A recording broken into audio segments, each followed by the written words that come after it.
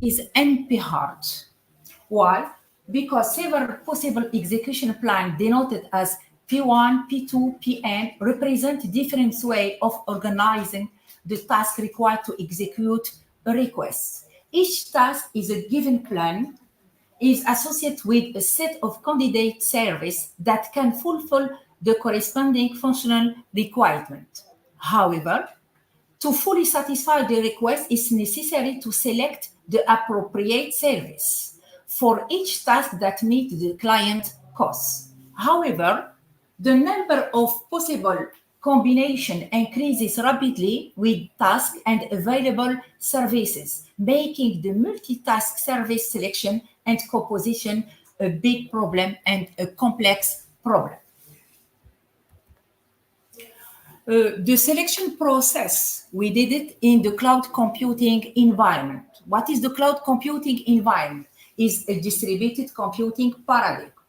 It is automatically without the need for human interaction. It is elastic, since users can use the service as much or as little as they want at any given time. It is an autonomous system.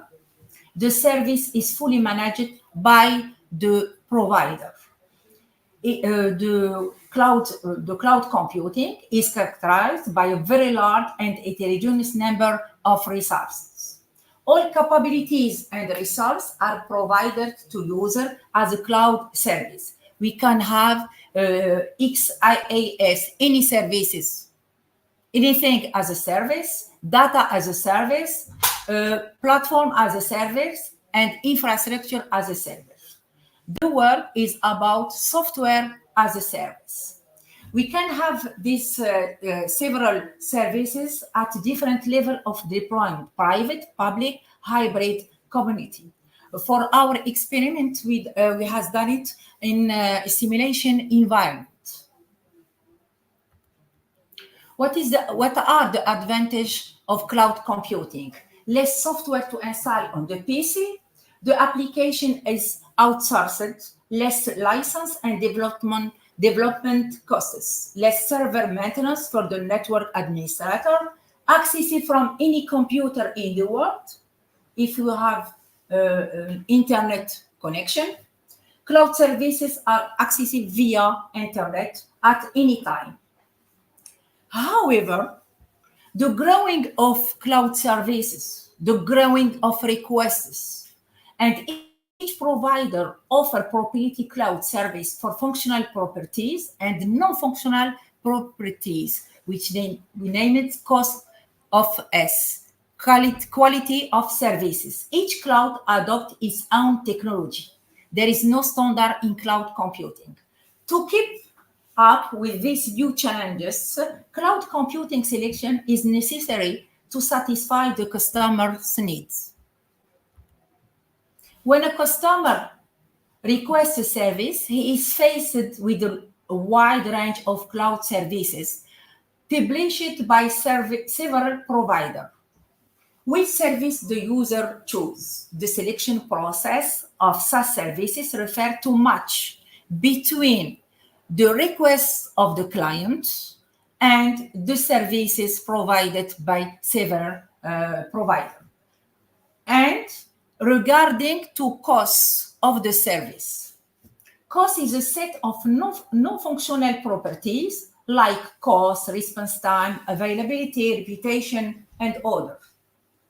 This problem is multi-objective because we can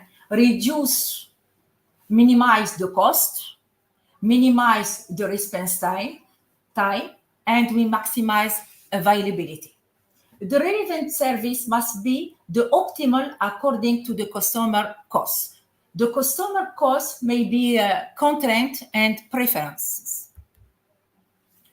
And now we summarize some approaches about selection. We have 4 classes of approach about selection. We have MCDM, we have exact, we have heuristic. Our work is here, meta-heuristic. Meta-heuristic algorithms are notable for their effectiveness in identifying the most suitable service or combination of services to meet specific objectives. Most of the approaches proposed by the author suffer from high response time and heterogeneity between costs of the request and the cost of the provider. To address this limitation, we propose a new approach which uses genetic algorithm and an ontology of costs. We produce near optimal solutions. We reduce response time. We refine the selection process. We enhance the user's satisfaction and also solve the heterogeneity problem with the concept used by the customers and those used by the service providers. This is a table about some works on selection. We choose Cuckoo search algorithm, artificial bee colony algorithm, genetic algorithm based on Pareto principle, wall optimization algorithm. And we focus here, this is the problem, in ontology and also from the objective. Now we present our solution, which is an extended genetic algorithm. The selection of cloud services is a complex decision-making process that involves a variety of choice from various service providers. This NP-hard problem makes it challenging to find an optimal solution quickly, especially when numerous services are available. The selection process must consider both qualitative and quantitative costs. For the quantitative cost, there is no problem because meta-heuristic reply to this problem. But for quality, we need an ontology of costs. And how do we respond to the user with the optimal SaaS in a reasonable time? Our solution is for a single and virtual SaaS, a single one service. For virtual, we have a combination of single services. The objective and the content of the user, a cost ontology, an hybrid method with using local and global research. And we add the concept of predominance. The inconvenience for the solution, this solution is for a unique cloud. Our future work is for multi-cloud environment. And for the experimentation, we don't use a real platform. We use a cloud sim environment to test our solution.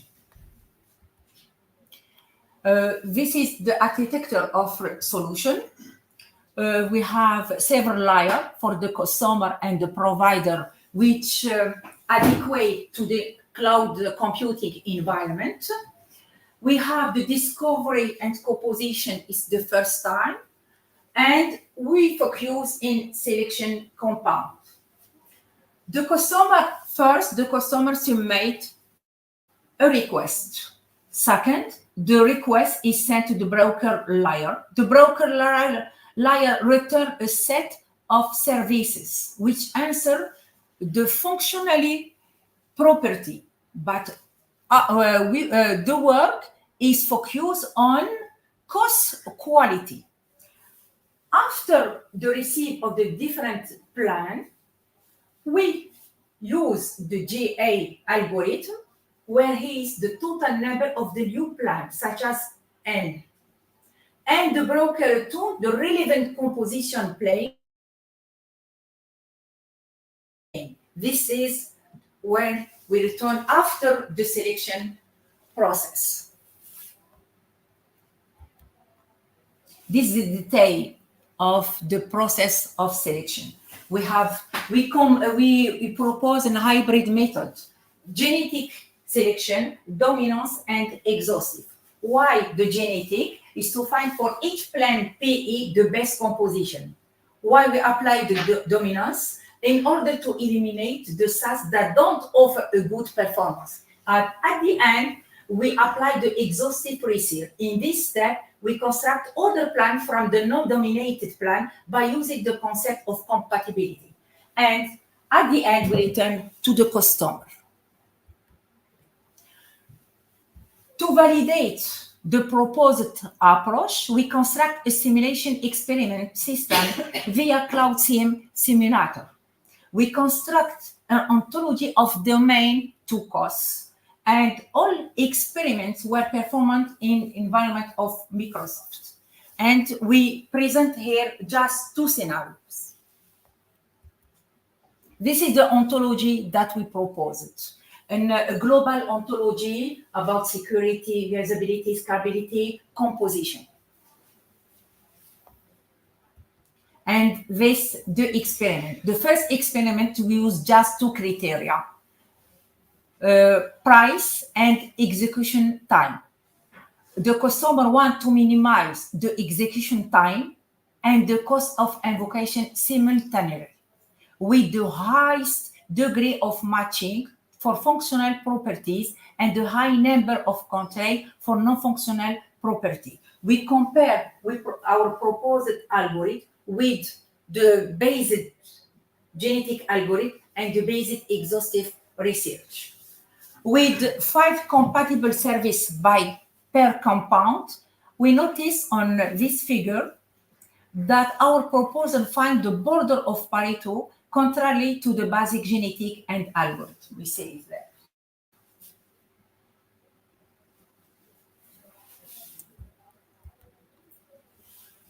In the same experiment, we use here 20 compatible services. Then we have this possibility of composition.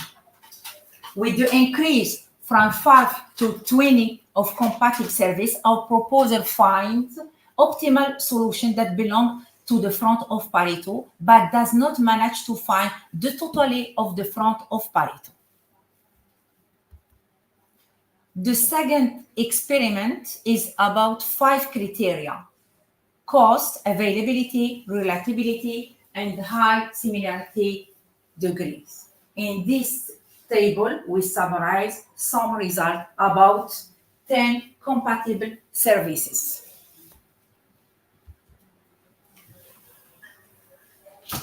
We conclude this presentation with some criteria about our EGA, a new approach to SAS selection in cloud computing environment, was proposed. A multi-criteria methodology, an extended genetic algorithm using dominance and exhaustive. And we use our proper cost ontology, a single cloud, and this solution replies to a single service or a composition of several services. We can conclude that the proposed approach contributes to solve some problem of SAS selection in cloud computing, which is a complex topic. However, our future work, we plan to do this process in multi-cloud environments.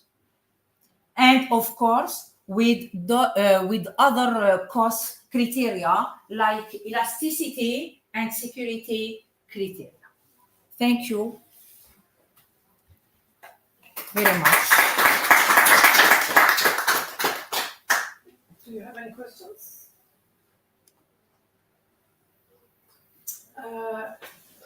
Can you come back one slide? Which slide? This one. Okay. Yes. So you have used like an ontology, Yes. And a genetic algorithm. So how An ontology and? Genetic algorithms. Okay. So how did they like communicate with each other? What was the purpose of the ontology? Okay. The ontology was used just for the quality of service determination, or did it have any other purpose? No, the cost ontology is just for cost. Why? Because when a user asks a question, ask a request, he have his specific vocabulary. We can say cost, we can say price. However, when the provider publish the service, he can put cost. If the requester put cost, how to match these two information, then it's necessary because it's automatically the step of selection. If we don't have a cost, we have a problem in heterogeneity. Why? For the cloud computing, there is no standard. Then everyone can define its proper specific architecture. Yes. So thank you. So the ontology is used for the quality of service, and then you use the genetic algorithm-based approach to verify the requester's needs were satisfied. Yeah. Yes. Also, why did you use a genetic algorithm-based approach? Could you use another? Yes, we can use. Now, another experience, we use wall and intelligent algorithm like scaling. We do different experiences. So one more thing about evaluation. Did you perform any evaluation to detect that the needs of the consumers of the services Yes. We How because do you perform evaluation? The evaluation first for the client, he can ask at any language for the first time, and for the environment. The solution is for one single cloud computing. And now we have several cloud computing, and each provider can put his services in any cloud. Then the multi-cloud is a problem. How to resolve the problem of heterogeneity between the different architecture.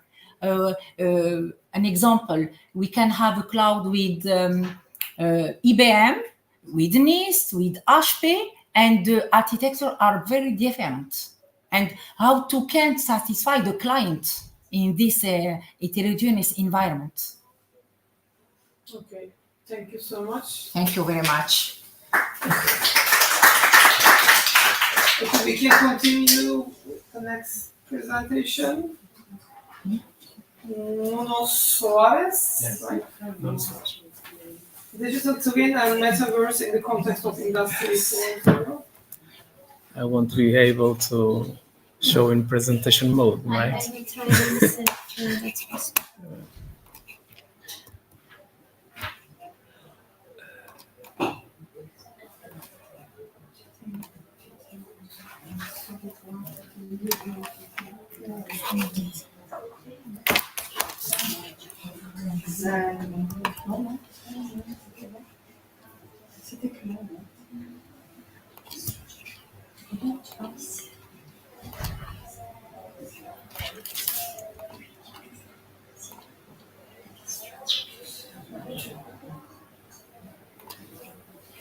I'll try with the mouse. Maybe. Okay, it should work. Yes. I hope it will. Just try with the mouse and. Let me try, okay. because I will be standing up. Okay, it seems it works.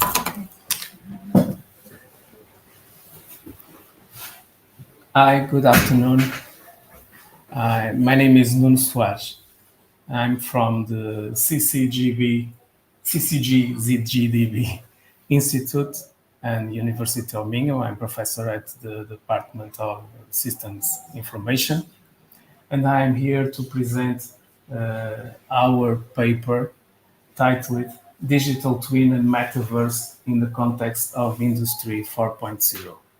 It's a collaboration with Anabela Marim, Diogo Rodrigues, and Francisco Duarte, a joint effort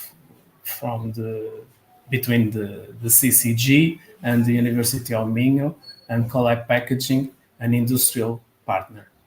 So I will guide you to our motivations, the pair of methodologies that we applied and compared, and our final deliverable in this work, that is a unified ontology to bridge the concepts, the interconflicting concepts of digital twins and metaverses.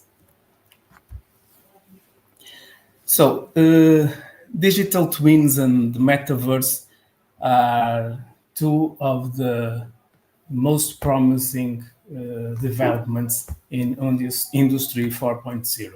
We are very interested in Industry 4.0 because this work was brought from the context of a project applied to industrial environment. So in a earlier phase, we had to define some concepts. So we wanted to put the metaverse and the digital twins communicating and to bridge, as I said, these two worlds. But there is a problem, there is a lack of unified frameworks.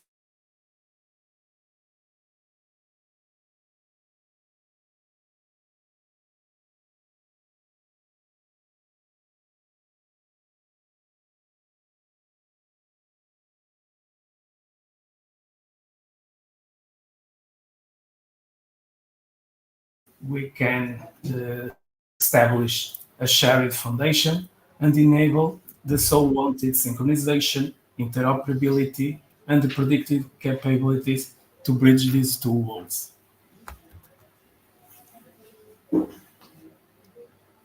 Some key concepts before the methodologies. So, the digital twin is a virtual representation of a physical asset or system that mirrors its behavior in real time, and it's used to simulate, to control, to monitor the reality, the physical things. On the other hand, the metaverse is a shared virtual space enabled by immersive technologies like virtual reality and all the other realities, extended, augmented, mixed, etc., artificial intelligence, and so other technologies. And both concepts aim the same objective, that is to connect physical and digital realities. But they are, as I said, from different contexts. They have different scopes, different architectures, and different semantics. So here it is, our challenge is to deal with this. How we deal with that? Creating a unified ontology. So as I said, they work in silos, digital twins and metaverse. There's this lack of integration alignment led us to data fragmentation, to poor or even absent interoperability, and to difficulties in managing identity across the platforms and the systems. So the shared framework could enable these characteristics that you want. And that's why the unified ontology is essential, because it can formalize the concepts, the relationships, the behaviors that enable this interoperability among the two concepts. How we did that? So, for our unified ontology, we use it, as I said, two methodologies. The first one, model, define, create, populate, is a highly structured methodology, database oriented, very suited for the digital twins. And the other one, OAPIS, ontology approach for industrial systems, is a methodology of our own, internally developed, that is more dynamic, more agile, more responsible, and more proper for the integration with the metaverses. Applying both gave us the best of the two worlds, rigid versus flexible, the structure of MDCP versus the agile and adaptive of WAPIsh. So with that, we thought that with this dual method strategy, we will enhance the robustness and adaptability that was what we want for our final ontology.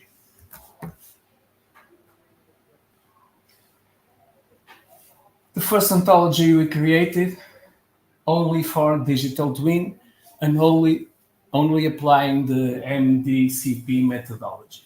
So as you can see in the image, we have some classes like asset, sensor, and so on. The relationships that capture how these assets, these classes, these entities are monitored and represented. And it models very well the usual industrial use cases when we already have applied the concept of digital twin. By the other hand, the metaverse ontology already also developed using MDCP has some core key concepts. One of them is the digital twin. The digital twin is embedded in the ontology of the metaverse, the initial ontologies. You'll see after the merged ontology. It has the technologies embedded. It has also virtual entities like avatars, non-player characters, and scenes, and the increment to the ontology of digital twins is the ability to interact also in the immersive environments with users, not only with systems. So here are the two ontologies and the effort we made to merge these ontologies, creating a common and unified ontology where we have to proceed, apply some decisions for the alignment. The main ones are there. You can see, for instance, the asset includes now the physical environment. After the unified ontology is okay, we implemented it in Protégé, a well-known ontology editor, and we also used the Ontograph plugin for graphical exploration and validation. The purpose of both implementations was precisely to validate the model, validate the ontology, and we reached the conclusion that the ontology is suitable for being represented this way. But it was the first step using the MDCP methodology. Then we had the methodology of our own, the WAPIsh, and you performed the application of the methodology above the unified ontology MDCP produced. And this methodology has three phases, as you can see, and that I will detail in the following slides. So the first phase it's called data characterization. The first step is source collection. So we search it on IEEE Explore using search terms like digital twin and metaverse, and it returned about 840 papers. We filter those results, those sources by relevance and domain applicability, and proceeded to a snowball method to expand the relevant corpus via citations of the most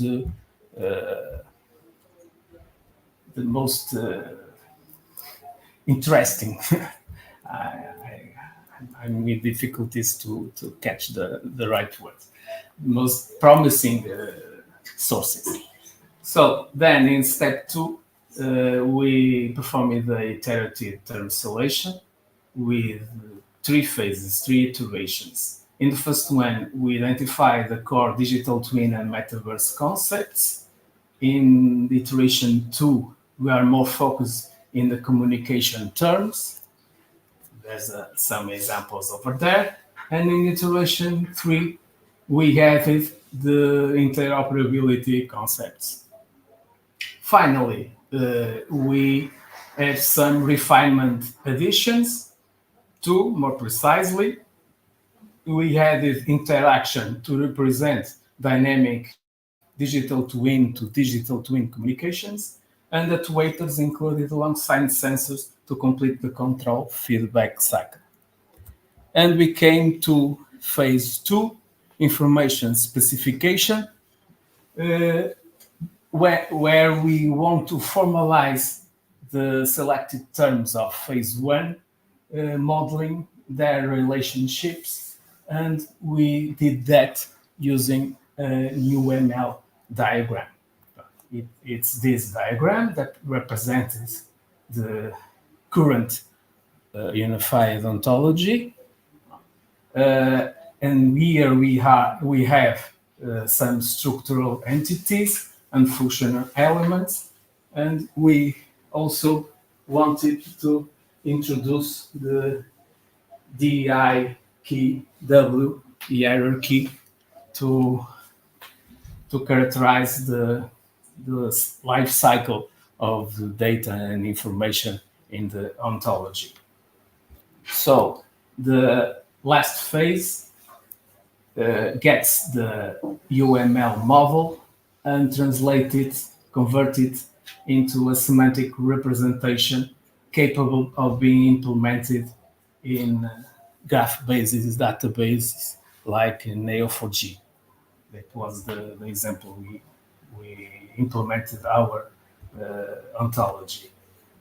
So each class and relationship from the UML diagram was translated to ontology concepts that we deployed in Neo4j, a graphic structure capable of being performed about reasoning, exploration that prepares the utilization of the metaverse and the digital twins for the use cases we want. As a result, we now have a model capable of being navigated, traced, queried, and also all of this in real time. We have, of course, to make a proof of concept to implement this, even in a naive example like this. So we take our ontology and we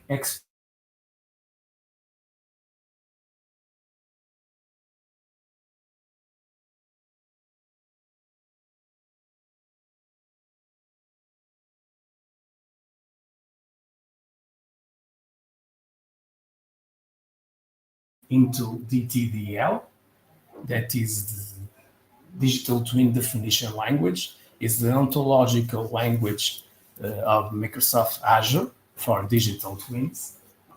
And the example, the scenario is this.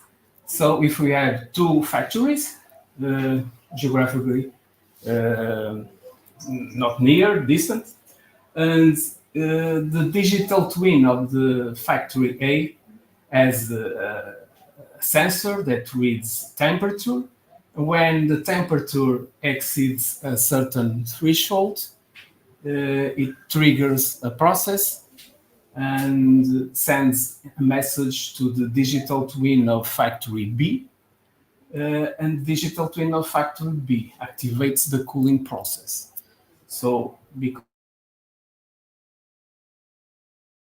and the factory A is handles plastic extrusion, factory B plastic molding, and the plastic need to be at certain levels of temperature. So With this implemented, we have succeeded.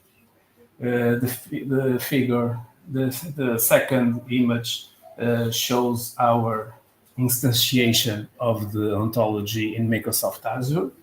It worked, and with this, we demonstrate the feasibility, the scalability, and the semantic alignment of our ontology, because the ontology model could be instantiated in Azure Digital Twin.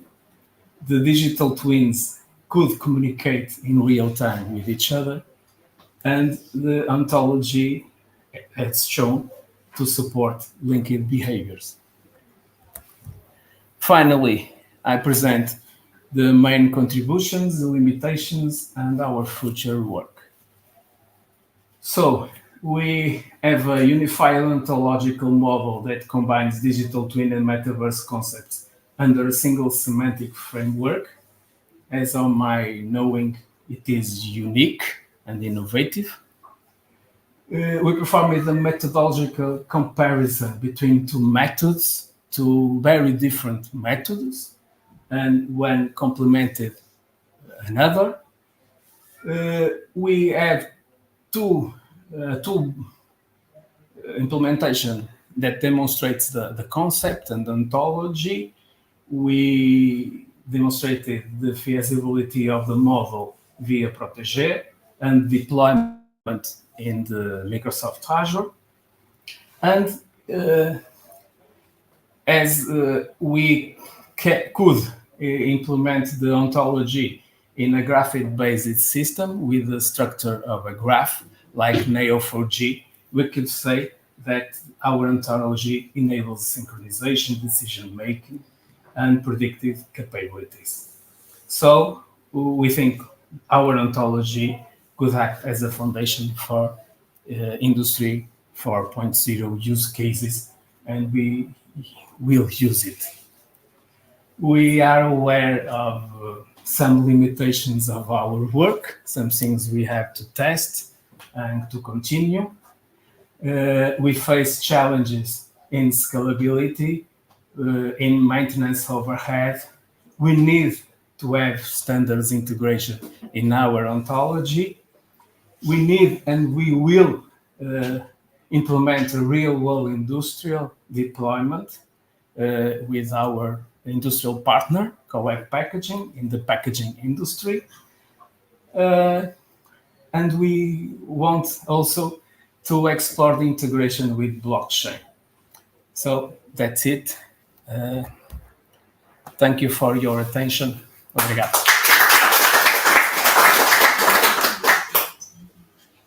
Thank you. Any questions? Thank you for your presentation. Thank you. For the experimentation, you test all your ontology, you create an ontology in which domain? In Microsoft Azure, we need to convert the ontology into the DTDL, that is the ontological language of Azure, Microsoft Azure. We implemented even a script to automatically convert our ontology in that format. And we applied ontology to the cloud. We subscribed the cloud component in Azure, and we implemented that on it. In business, in tourism, in which domain you test the ontology? Oh, no, generic? only academic. Yes. We don't have a demonstration case here. Okay. It's only a proof of concept. Yes, we do factually. And you put in your future work blockchain. Yes. Generally, we use blockchain for security. Yes, And, security, so assurance of the identity. That. Yes, there's a lot of layers that we can add now to our ontology to make it suitable for real-world cases. So, in this case, yes. So security, identity validation is one of them. thank you. Yes. Can you come back a few slides? there's two methodologies. One of them was the one that you have developed. Yes, this one. Yes. So, what's the functionality of it in this? For example, you have the proof of concept with Azure. So, did you use like two methodologies together in some specific areas or in a combined way? No, our unified ontology is a combination of the use of the two methods, and these methods, OAPIs, worked over the precedent method, MDCP. Okay. We complemented the unified ontology that we have on the step before with classes, relations, behaviors, and so on that came from the application of this method here. We don't define a standalone method. Our method, this one, is not to be applied for the beginning. It has better results if we work over something, some content. Was this also subject of another research study? Yes. This was published elsewhere, right? Yes. It's just the beginning. So we felt the need to construct a foundation in conceptual terms about the realities where we deal with in industrial use cases in environments. So we have already used ontologies. We think we already have implemented digital twins, but we don't know very well what is a digital twin. There are a lot of levels of maturity about digital twins. Could be something very naive and could be something very advanced. So we felt a need in the beginning to try to harmonize here some concepts. So it is the beginning. Of course, we are changing the wheel as we're moving. So we work in other cases where we don't use this kind of approach. So this approach is continuing to develop on its own, also based on the needs. Okay. I hope so. Thank you so much. Thank you. We can continue with the third presentation then.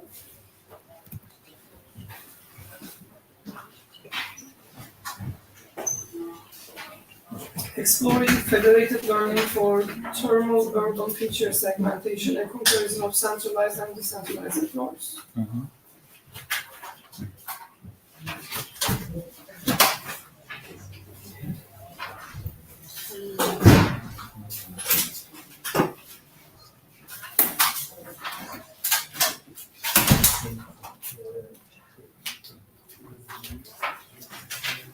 Okay. Should work. You share it online. Ah, is it not shared? I thought you shared the whole screen, so that's why I was assuming that it's already shared. Oh no, it's in there. Let's just share first. The Chrome is. Is it? We cannot see it over there, but she's probably sharing. Yeah. I mean, it says users one screen, so Okay. so I assume it should be fine.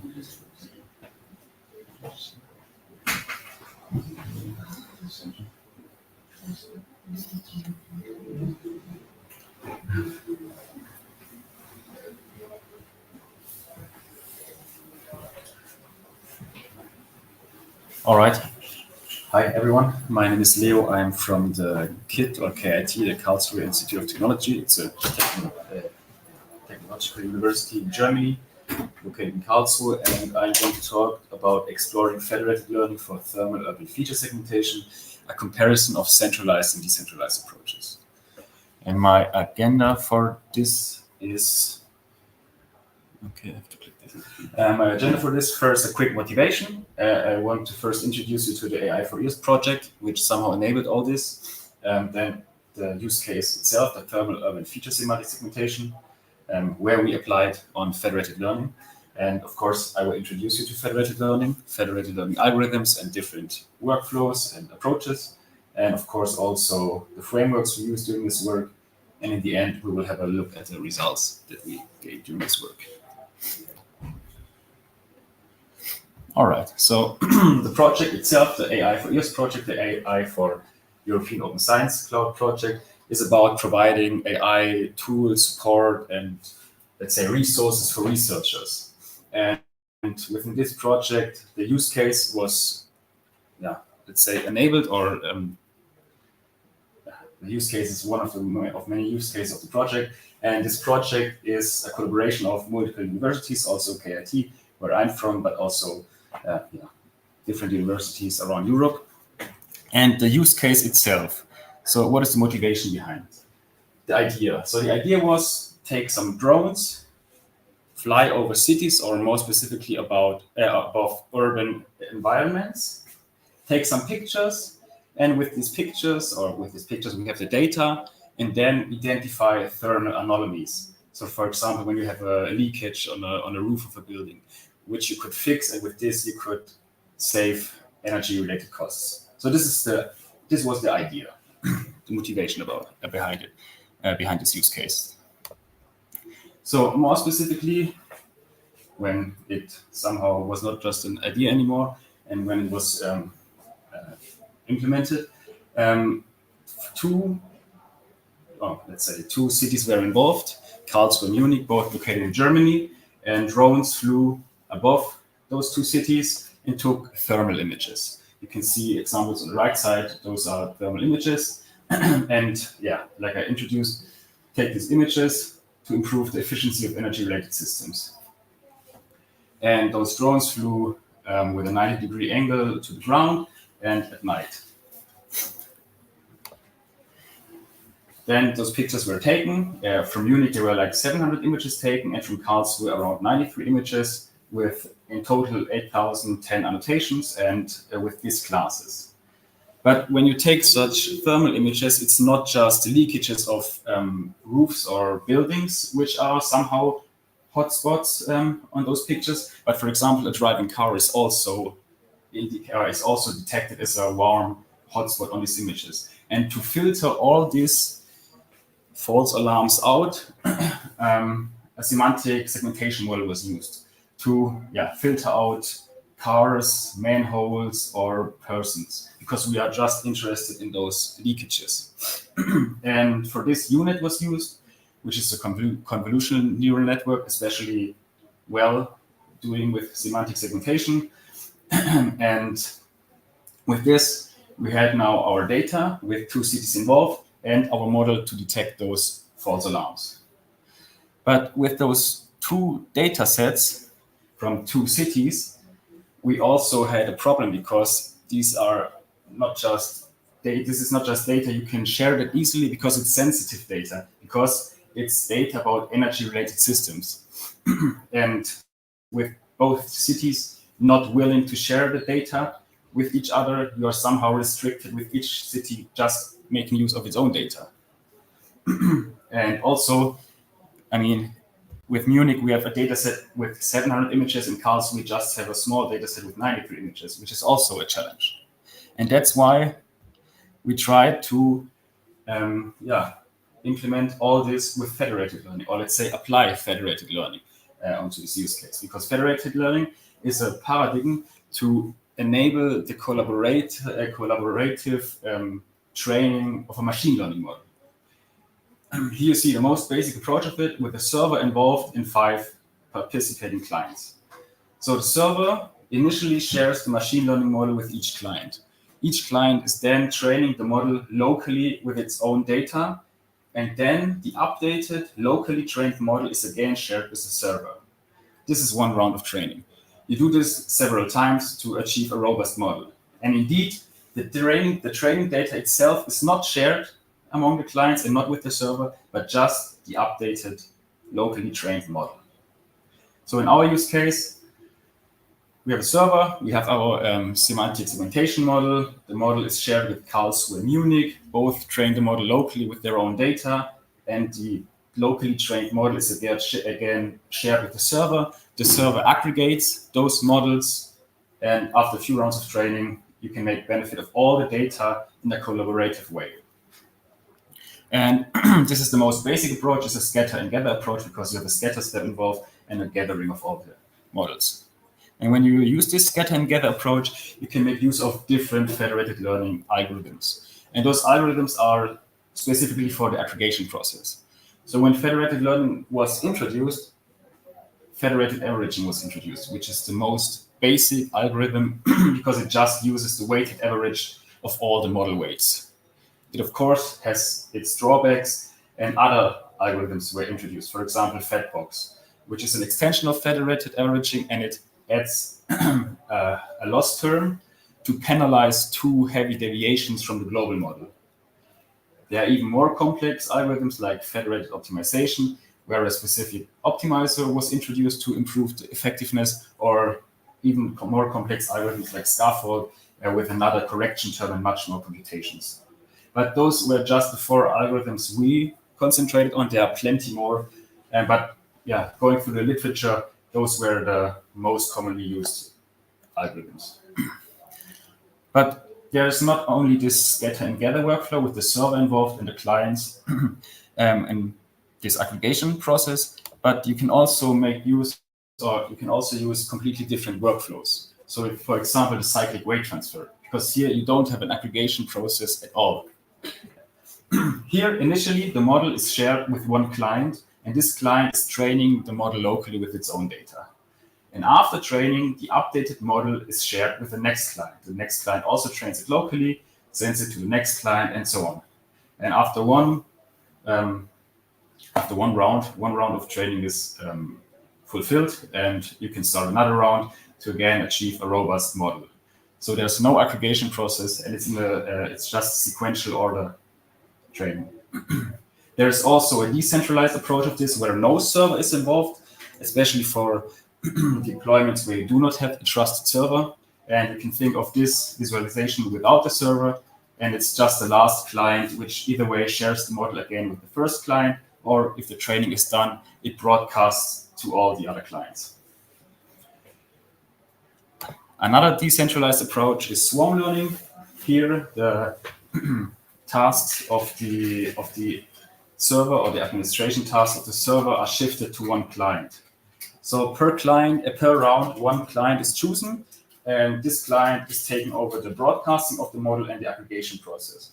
So in the first round, for example, client 1 is chosen, it broadcasts the model to all the other clients, collects them again, and aggregates them. The next round, another client is chosen for this task, and client 1 will be used for training. And with those 4 algorithms and those 2 decentralized approaches, these were basically all the federated approaches we used during this work. Okay, so we have our use case. We have 2 dedicated data sets with sensitive data, and we wanted to make use of the full potential of both data sets. That's why we concentrated on federated learning. But how did we do all this? How did we implement it? For the federated learning itself, we used NVFLARE. It's NVIDIA's federated learning application runtime environment, and it's an open source library, and it offers a lot of privacy options. And also, since a few months, it's also available as a deployment within the AI for EOS dashboard. And it's limited to Python, but our model was implemented in Python, so no issues with that. We also use MLflow for tracking our experience, because we did multiple experiments with multiple algorithms, with multiple workflows, and we of course wanted to compare them. And for this, it's especially handy to track those experiments, so you can also visualize them and compare them better. But we were not only interested in comparing the accuracy of those different algorithms and workflows, and if they can keep up with the traditional machine learning, where you have all the data in one spot, but we were also interested in the energy consumption, because with federated learning, multiple devices are involved, and with this, the energy consumption should differ from the traditional centralized approach. And for this, we used Perun, which is a package for calculating the energy consumption during runtime. And it's also from a researcher based from KIT. Okay, so we had our use case, we had our data sets, and we applied federated learning. We implemented everything, and we deployed. We deployed everything. We had 2 data sets, 2 clients involved, and each client was deployed on an own HPC system. We also set up a server, and we connected all the clients and devices, and then we did the training. So, in this graph, you can see the 4 introduced algorithms for the scatter and gather workflow. And we have those 4 accuracy measures. It's the mean weight precision, mean accuracy, mean F1 score, and the mean weight intersection over union. And yeah, the first bar is always the centralized traditional approach, meaning all the data in one location and trained on one device with like a traditional approach. And you can see, of course, in this case, the centralized approach always has the best accuracy. And in this graph, it looks like there's a big difference, but it's due to the scaling of the graph. But we can see that especially federated averaging and scaffold can keep well up with the centralized approach. For example, for the mean accuracy in the traditional approach, we achieved an accuracy from 93.1%.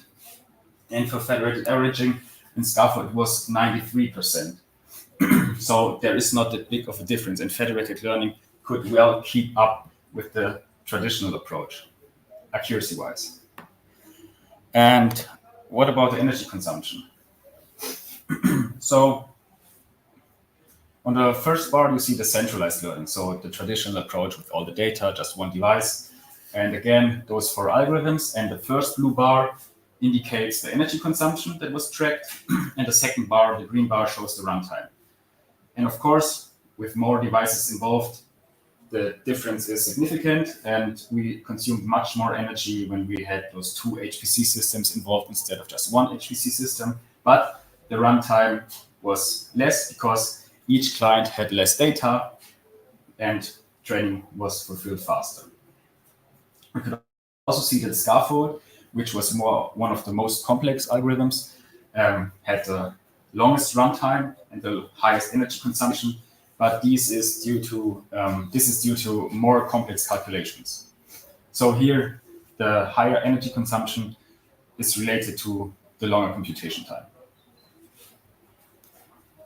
And when we look at the other introduced workflows, like cyclic weight transfer in its centralized and decentralized fashion, and swarm learning, we achieved the following accuracy measures. And in this case, when we used swarm learning, we outperformed all the other workflows, all the other algorithms, and even the centralized approach. Meaning, in the federated learning fashion, or in the federated fashion, we achieved greater accuracy results than for the traditional centralized approach. Again, the first bar indicates a centralized traditional approach, and you see the dark blue bar is swarm learning and always outperformed all the other approaches. So in our use case, so in our specific use case with 2 devices involved and with a highly unequally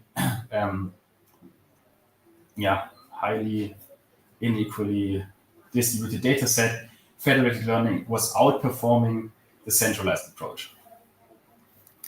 But here in these approaches, when it comes to the energy consumption, we again see that the centralized approach with just 1 device involved consumed the lowest amount of energy, and you can also see that swarm learning consumed way less energy than all the other algorithms, and also in comparison to cyclic weight transfer.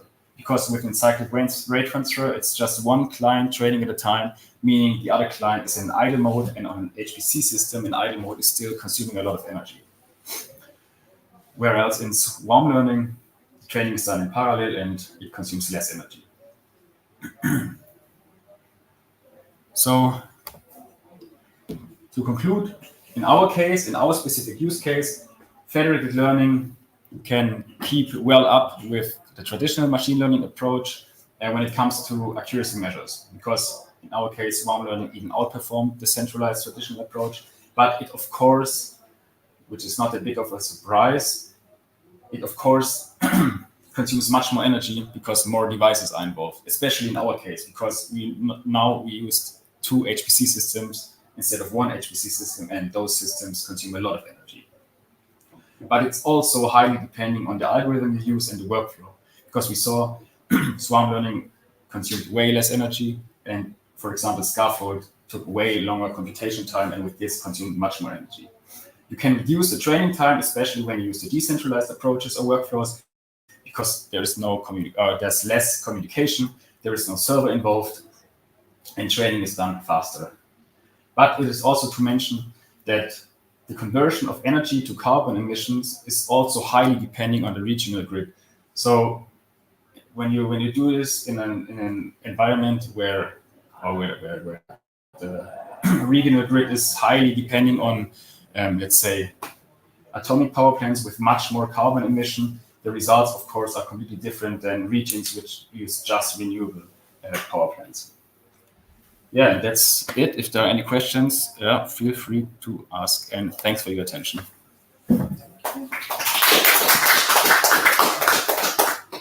Any questions? I want to ask about the performance evaluation. You had a relatively limited data set. Mm-hmm. So how did you divide the data set for training and testing?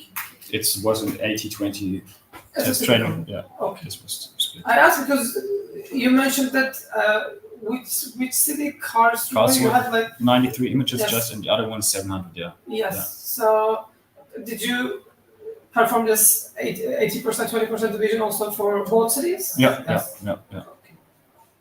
And you performed k-fold cross-validation as well? No. It was like we had like those two. We are pretty limited with the data set with 93 yes. images, but so no, we didn't. We wanted to, let's say, a fair comparison to the centralized approach where we have like all the images and then just where we have just one dedicated data set and another one. So we didn't use other techniques. We just did this 80-20 split.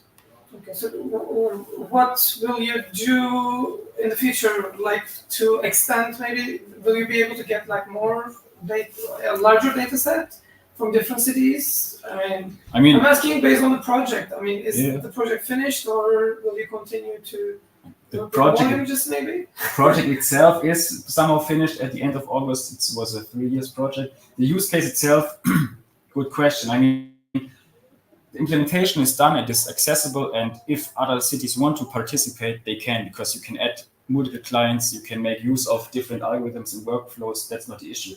It's more the question if there will be cities that will take pictures, or let's say if they provide the data. But it would be great if more cities would participate, because then you can achieve even better accuracy results. And yeah.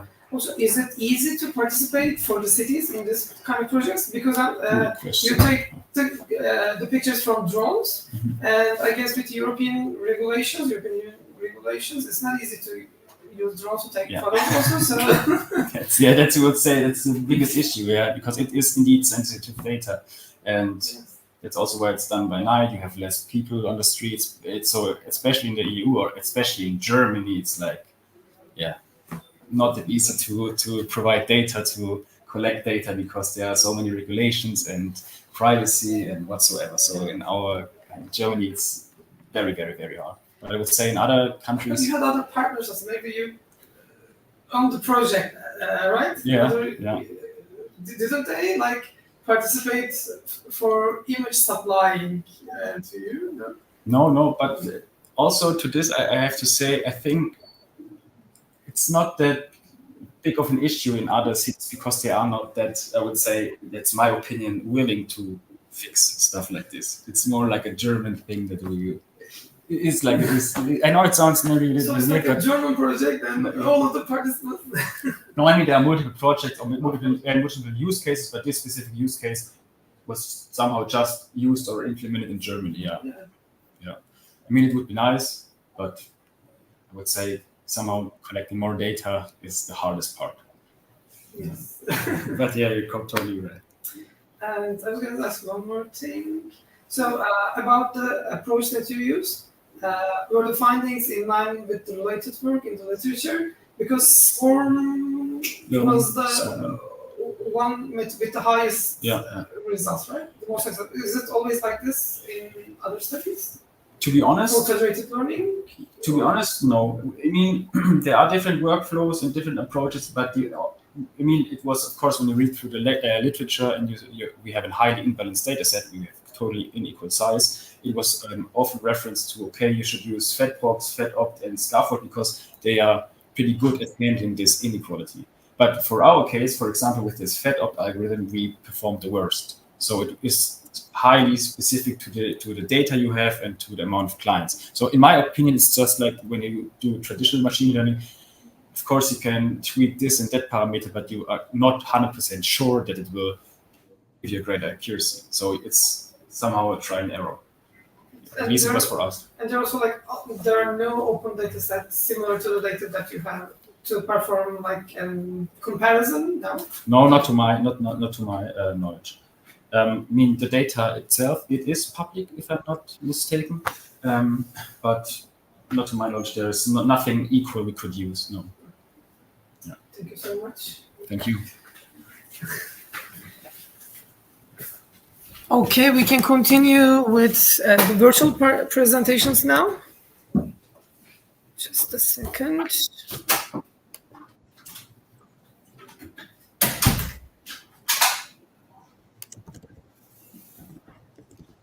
Okay.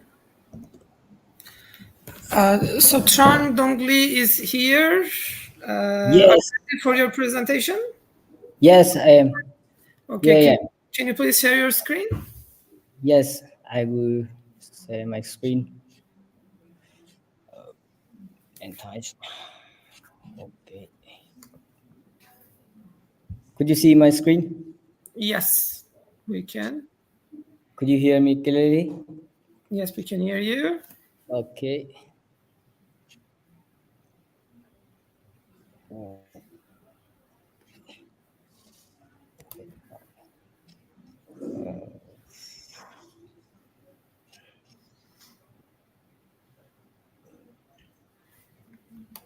Okay, let's begin. Good afternoon. My name is Chundung Lê from Tiller University, Hanoi, Vietnam.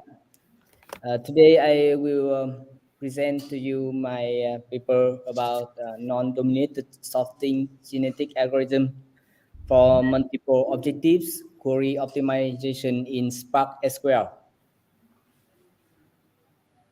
At first, I will show the outline of my paper. We'll have a 6 section. The first is introduction. The second is background, and the third is NSGAG is my algorithm, and the fourth is the system architecture of Spark SQL with NSGAG.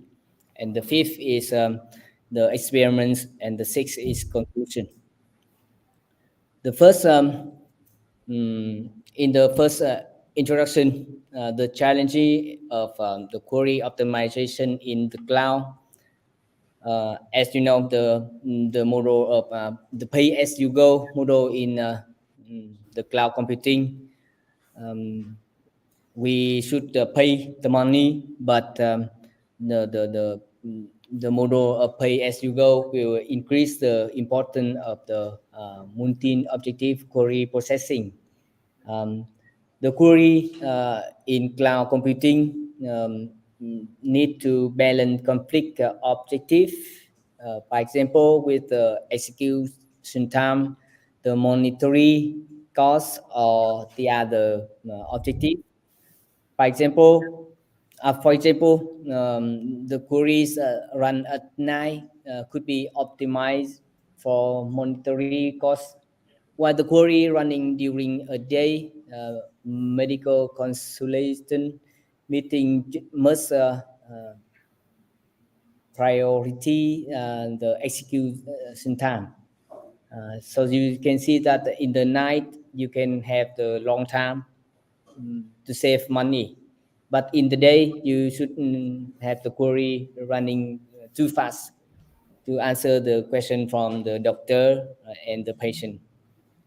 And the second section in the introduction, I will concern about the limitation of the exist solution. The first, the Spark SQL with the Spark SQL Catalyst Optimizer. Um, the tool optimize and programming the query based on the cost based optimization and that dynamic programming. It combine the selectivity and the size of table as a single cost metric, not a multiple objective like I concerned about this. And maybe in the cloud computing and the Spark SQL Catalyst Optimizer, they can ignore the potential better plan or the good plan or the balance plan with the money and the time to run the query. And the next, when we concern about the multiple objective, the Pareto optimal front technique will be considered in the solution. But the limitation of the Pareto optimization technique is the computationally is very expensive. And especially in some case when the space of the solution is very huge, it's often infeasible. And the question of the Pareto technique is that we should find an approximate optimal solution for multiple objective query processing in Spark SQL. And next is with the existing tool, with various tools such as the Cloud MDSQL, Polystore, and IRES. Maybe they optimize query based on a single cost, such as data transfer.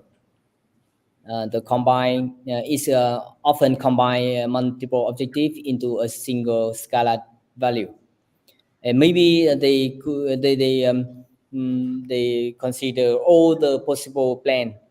So maybe they should consider the massive search space. And with the Pareto dominated technique, in many technique, the non-dominated sorting genetic algorithm is very famous with the low computational complexity. But in the algorithm of non-dominated sorting genetic algorithm too, is does not work well on many object test problem. And with the NSGA3, is does not outperform other algorithms such as NSGA2. And the final is the NSGAG is my algorithm is proposed in the DCOM data management. With another famous algorithm is MOEAD is does not outperform NSGA2, 3, and NSGAG. And we would like to apply or expand the application of NSGAG in many applications and such as in Spark SQL. And with the proposed, I would like to apply NSGAG to find a Pareto optimal set of query execution plans from a massive plan space, and implement NSGAG in Spark SQL for multiple objective query processing. In the second section, the first technique I would like to apply to estimate the value, the cost value is a multiple linear regression. And the second is non-dominated sorting genetic algorithm. The first, you can see that with the NSGA-G procedure, the combined population CT of n of 2n solutions is created from a parent population and an offspring population. And the second step, NSGA soft population into non-dominated fronts, F1, F2, F3 to F6 in the figure. And the third step is we should select a front to build the next generation. For the last front in the figure is figure 4. Uh, uh, it doesn't full fit in the filter front. So the NSGA 2 and 3 use a crowding distance or reference point approach. With my algorithm, NSGA-G, non-dominated sorting genetic algorithm based on grid partitioning. For the last front, I will normalize the objective space into the 0 to 1 space, and assign each solution in a group.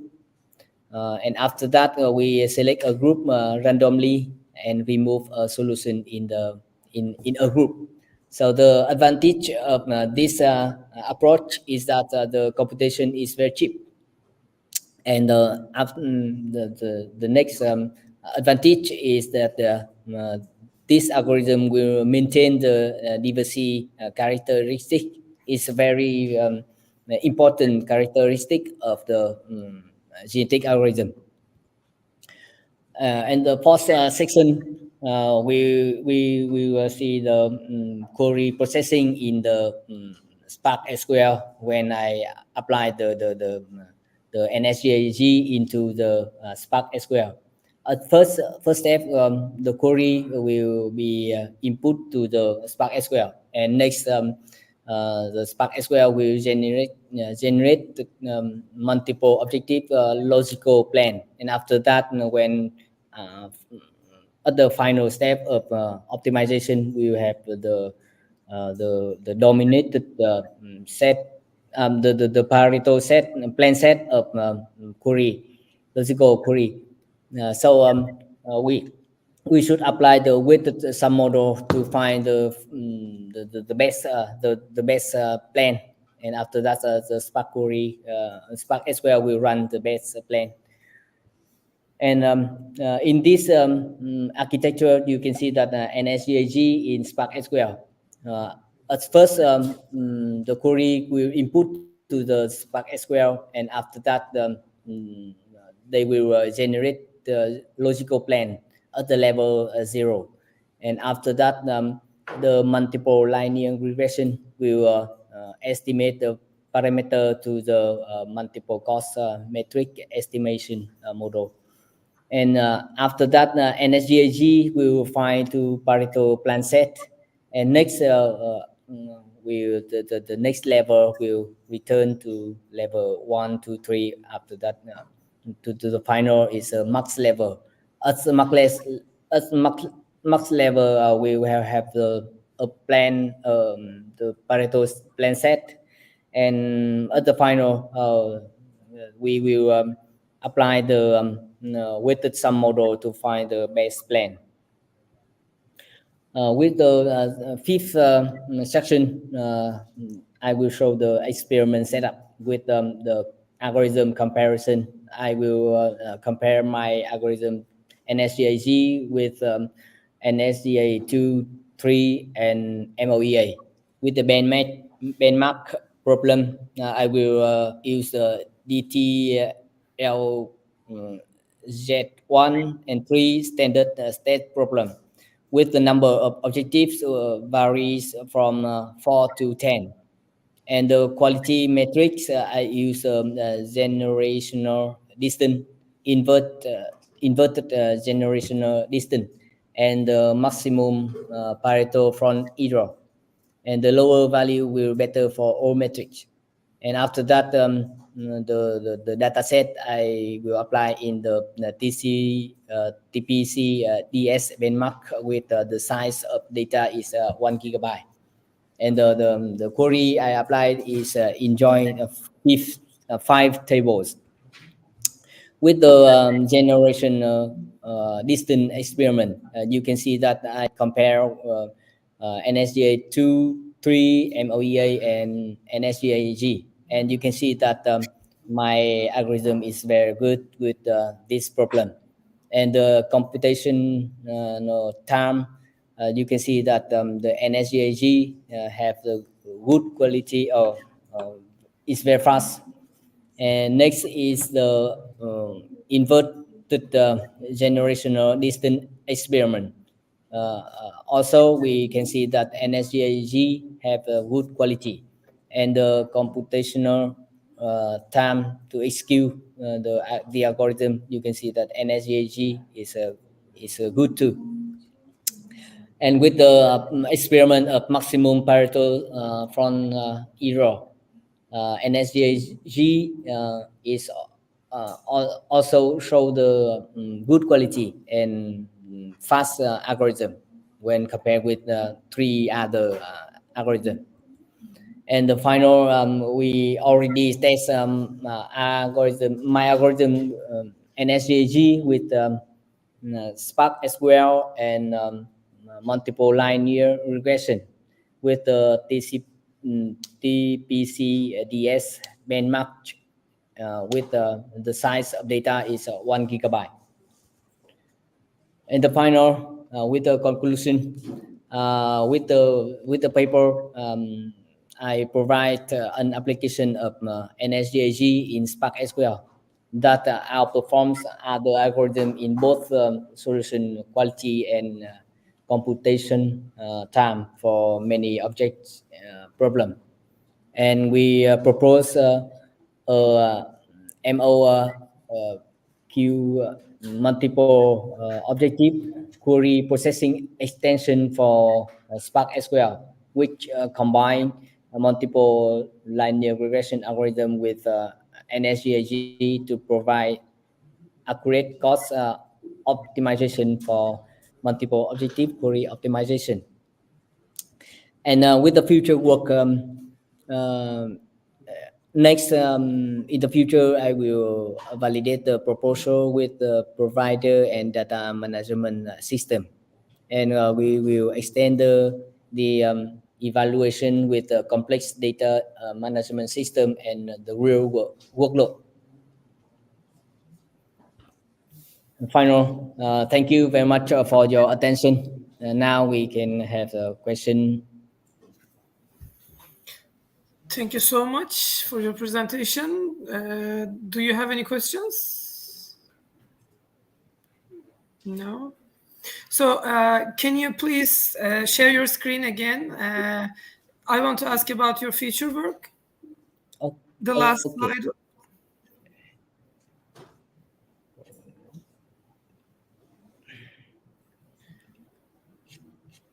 Okay, it's my screen. Yes. Can you please go back one slide? One slide, okay. Yeah, the future work rate. Yes, you mentioned here that you want to validate your proposal with providers and data management systems. So, are you in contact, or do you have like a concrete plan for this?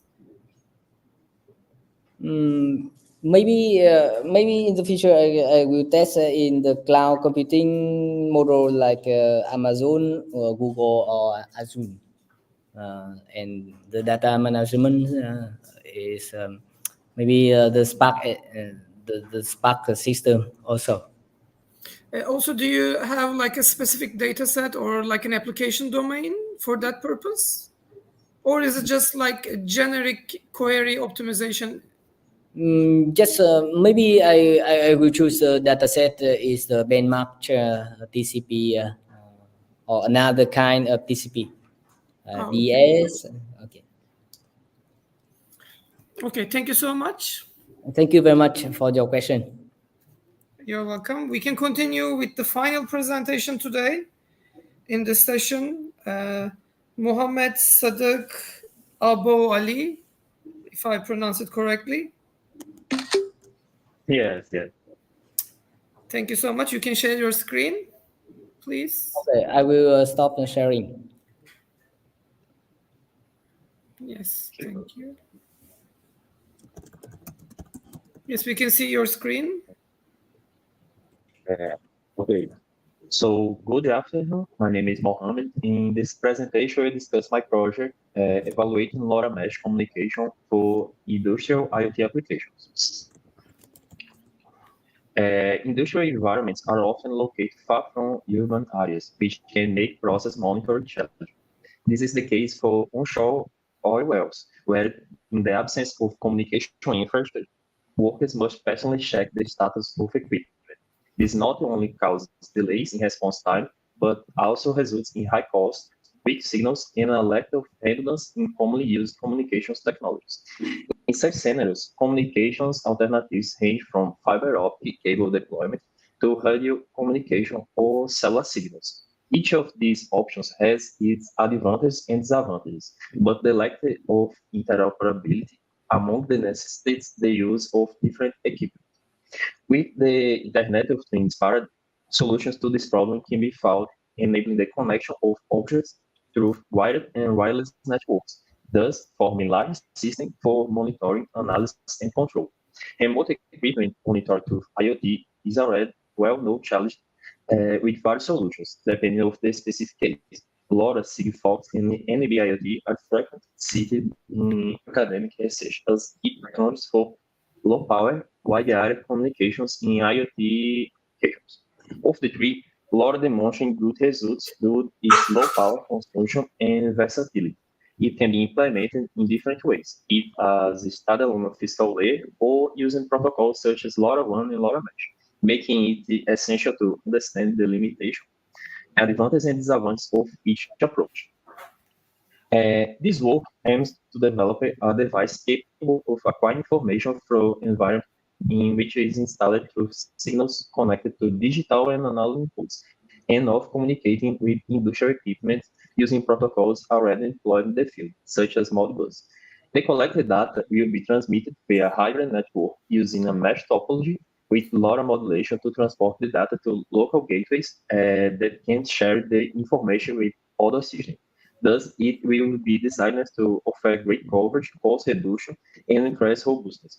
During the development, validation of the chosen technologies will be carried out, ensuring the defined requirements are met and enabling the implementation in future work. So, in the technical fundamentals, we can see the LoRa. It is based on short spectrum modulation. Is designed for long-range, low-power communication. The key parameters are bandwidth, the frequency range used for transmission, speed factor, controls the trade-off between range and data rate, and coding rate. It adds the redundancy for error correction, improve reliability. And for the network topology, we can see two: the star topology, the traditional architecture where all nodes communicate direct with a central gateway, and the mesh topology, where nodes communicate with each other, extending coverage and improve network robustness.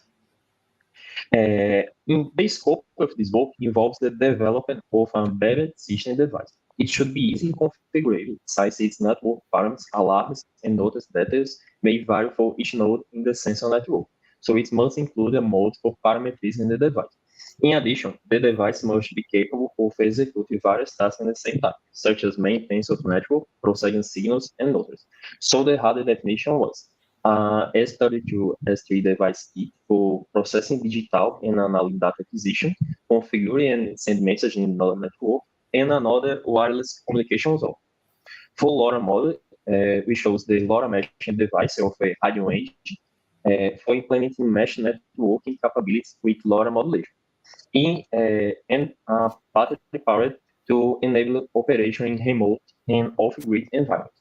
In the circuit used for each node, a digital input for configuration was connected to GPIO4 of the S32, but a connection was made to the TX pin of the WART from the LoRa mesh module, which runs at 5 volts. This could potentially damage the watt circuit of the S32. Additionally, the TP4056 model was used to enable the system to operate with a 3.7 lithium battery with 3,800 mAh capacity. The tests are intended to identify the charges of the device in different scenarios. For this work, samples will be taken for the three-layer configuration. In combination A, priorities maximum range and robustness against the interface, but has the lowest transmission rate. Combination B offers a balance between transmission rate, range, and robustness, making it useful for balanced applications. Finally, combination C is expected to achieve the maximum transmission rate, but with reduced range and robustness, making it ideal for short distance with good scenario conditions. In order to evaluate the performance of the implement network, a test will be conducted to assess the device sensitivity to noise. Measurements will be taken at both short and long distances, ranging from 100 meters to 1 kilometer. And the distance test, a message will be sent, and if it reaches the destination, the device will send a confirmation message acknowledging this. The master will perform a test of received signal strength indication, the RSSE, and signal to noise ratio, SNR. From this, we will be able to ask the effectiveness of bidirectional communication, the impact of distance on it, and the sensitivity to noise.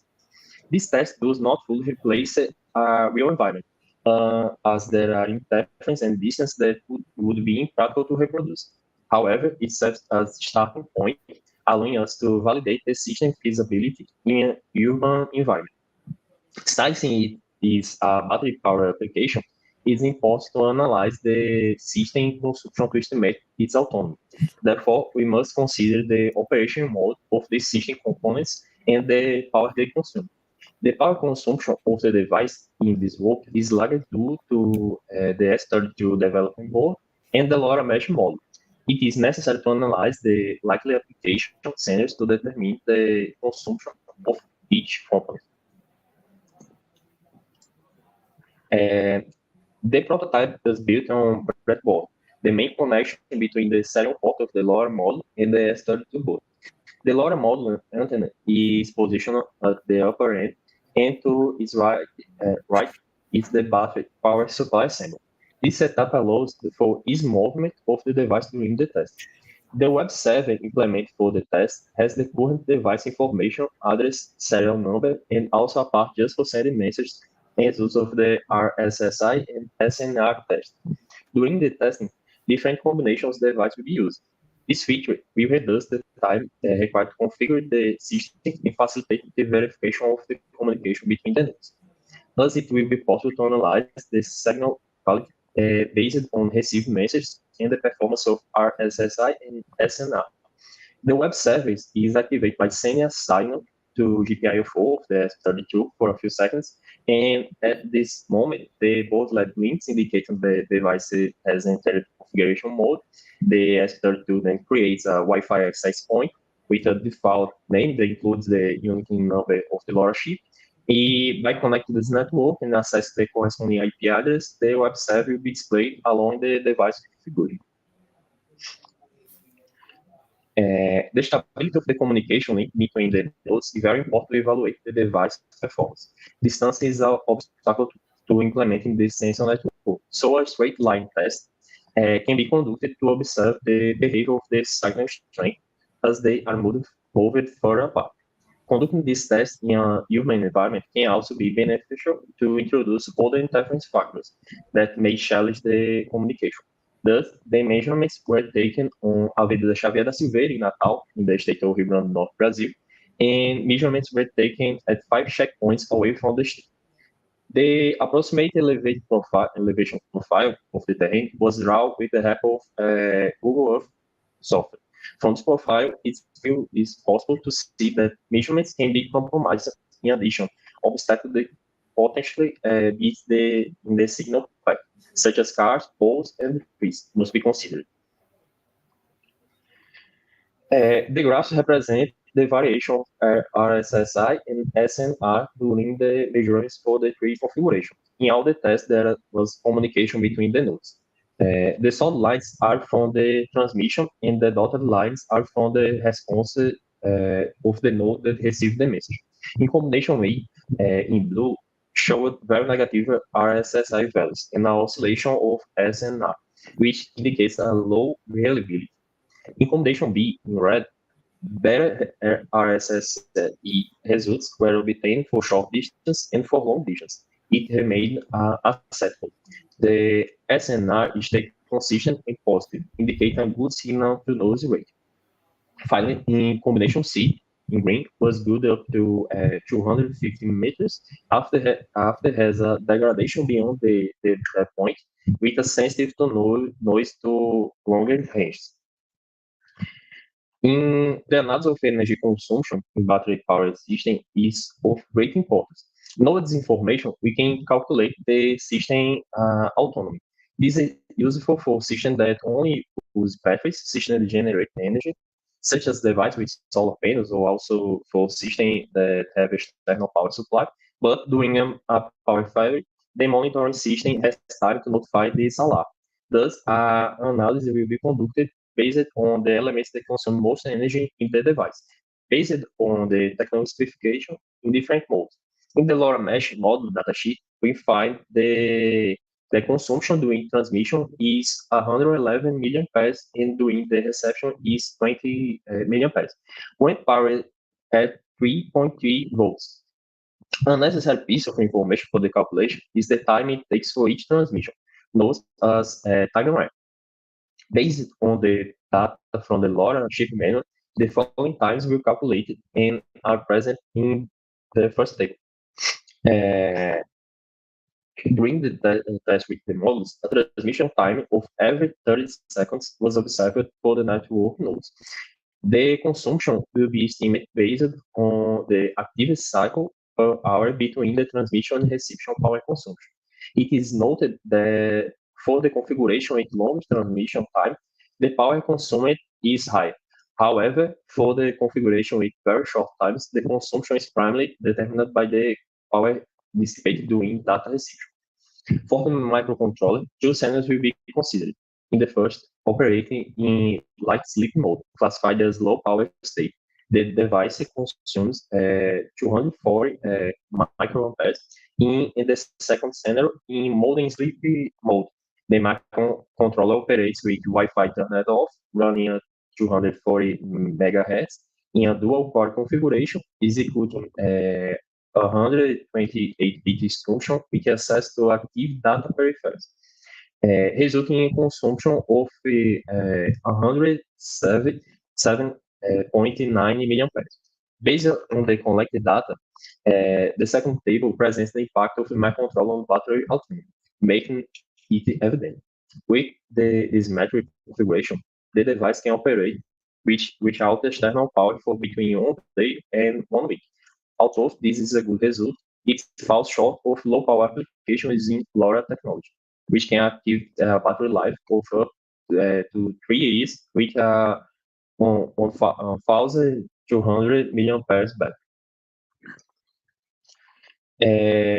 The device has the potential to be used for fault detection in remote systems, as the mesh topology allows nodes located in remote environments to be monitored more easily. IoT devices are designed to operate at lower power, low voltage, such as 3.3 volts and 5 volts. In an industrial environment, it's necessary to work with high voltage signals to increase resistance to interference. This applies to both power supply and signal reading, as in the case with digital inputs, which typically receive 24 volt signals. And for analog signals, the standard is 4 to 20 million pairs is range used. To be applied in such environment, the device must include voltage converters. Industrial equipment uses specific protocols, such as Modbus, which is widely adopted. Particularly, it is Modbus IQ versions for serial communications of RS-232, RS-422, and RS-485 transport protocols, as well as Modbus TCP/IP. The chosen controller supports asynchronous communication via RS-232 and RS-485. For Modbus TCP applications, it would be necessary to reach the equipment via a Wi-Fi network. Another alternative would be use a external module to implement the Ethernet protocol, such as the WS5500. A device that communicates using the Modbus protocol could be easily integrated in the various industrial processes. So the LoRa mesh module from Radiant helps to implement a network of device clear and quickly, thanks to the well-defined command protocol in the manual.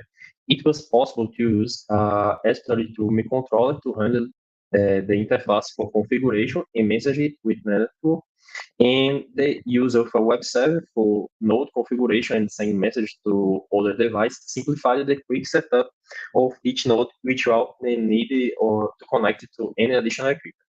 Test with this module with positive results for distance of up to 1 kilometer, especially with a LoRa parameter configuration focused on balanced usage, ensuring good robustness, and allowing high transmission rate. The device discussed in this work has the potential to be applied in industrial environments, provide the signal corrections and protocol implementations are made for facilities in integration into process using modules.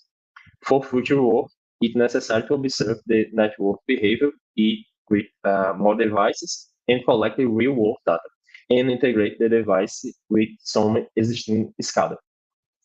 So thanks for your attention. Thank you so much for your presentation. Any questions? Yes, not. So let me ask you. So the findings of your study can be concluded as it's feasible to use it in real-world settings. So do you have any plans to apply it in an industrial setting, for example? Not yet, but I work in oil gas enterprise in the set of automation, and for next 6 months, I intend to install in a oil onshore well to verify any status or sign to be collect data rule. And this enterprise I work has a SCADA software is likely used on Brazil. So it facilitates application in the industrial environment. Okay, thank you so much. So we have concluded our session. Thank you so much for attending and for presenting your papers. See you in another session. Goodbye.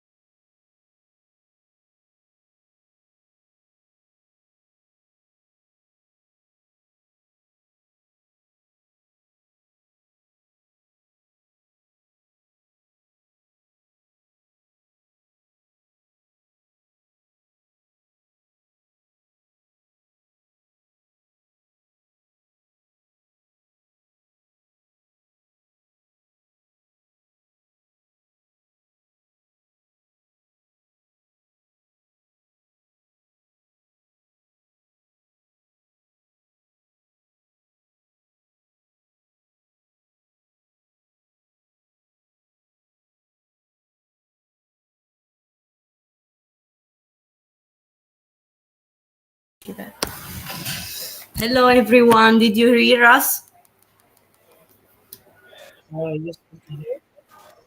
Yes. Yes, perfect. So we can start. Hi. Hi, Silvia. So we can start this session about mass, and we will start with the presentation of Sara Faedda that will show us her research on towards a mass for all. A methodology to identify the determinants of autonomy to enhance the mobility capital of vulnerable social groups in Sardinia, Italy. So, Sara, the floor is yours, and you can start. Okay, thank you so much. Let me just share my screen so that we can start. Okay, sharing.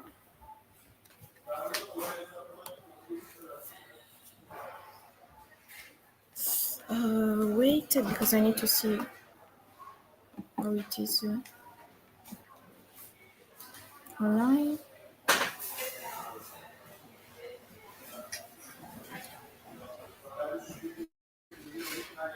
Okay, no. Okay. So, good afternoon, everyone. I'm Sara Faedda. I'm a PhD student from the University of Sassari, and today I'm gonna present a part of my research project that is about mass for vulnerable people. That is a work that I'm doing with Professor Tania Congiu and Chiara Garau, which are also the author of this contribution. So the contribution title is Towards a Mass for All, a methodology to identify the determinants of autonomy to enhance the mobility capital of vulnerable social group in Sardinia. So, what are the content of this presentation? I divided the presentation in three main parts related to the accessibility and the right to mobility, in which I will briefly explain the concept of motility, capability approach, and the right to mobility and mobility poverty. And then the second part, I will show the analysis of the transport system at different level, and also some ISTAT data of the mobility of vulnerable groups, in particularly the mobility of people with disability. And in the end, starting from the insight of the literature, I will show you some elements that can make a mass system a more inclusive system of transport. So before starting, just a little background of for my research. So we live in an era where technological apps, informatics is a very informatic are very important. Also also when talking about the transport system, in this scenario, the mass concept, mobility as a service, emerge with a very important as a very important opportunity to increase the mobility of people in general, but more in depth of the people that may found difficulties while moving in space, like traveling or also on their daily habit mobility. So there are some barriers of different nature, and also there are limits while using these new tools that are based on technological that are based on new technology. So what is the aim of this contribute? The main goal is to examine the applicability of a system mobility as a service for all, as we decided to call it, focusing on the factor that may influence the mobility of disadvantaged people, taking into account the context of Sardinia. How we can do that? From the study, from the activity of the research, we know that mass can be a solution, one of a good solution to ensure the right mobility and to improve the access to urban opportunities for a group of citizens. We decided to use a user-centered approach based on the concept of mobility as a capital. What is mobility as a capital? It's a concept that includes different concepts that are included in the topic of the mobility studies. We are talking about motility. The main I won't go in depth for each concept because it would be another presentation, but we can underline three main keywords that can help us understand the concept. For motility, we have access related to the environmental and social access, accessibility of the environment more in general, the competence, and the appropriation. For the capability approach, we have, of course, the resources that the environment can give, the functionings related to the ability of people that then concludes in the capability. So how people, based on the resources that the environment gives and the functioning of each individual can do. At the end, we have, of course, the concept of right to mobility and mobility poverty that include the concept of social justice, accessibility, and sustainability. So starting from the analysis of the literature based on this concept, we develop a methodological framework that we can divide in three main parts. The individual factor, three main parts that interact with each other, because the intersection of individual factors, environmental and social, determine the activity space of vulnerable people. For activity space, what we mean by saying activity space, we mean the space in which people move. So we imagine the city, or when speaking about a system like a mass, activity space can include a more complex travel, so a more complex, let's say, mobility. Starting from this methodological form based on the three main concepts that are environmental, individual, and social factors, we structure a questionnaire in order to study and measure the accessibility of vulnerable social groups in the Sardinian region. So what we want to underline with this, what do we want to investigate with this questionnaire? We want to investigate the mobility habits of the people, of the vulnerable people. We want to understand what are the difficulties and also their obstacles they find while traveling, and in order to give an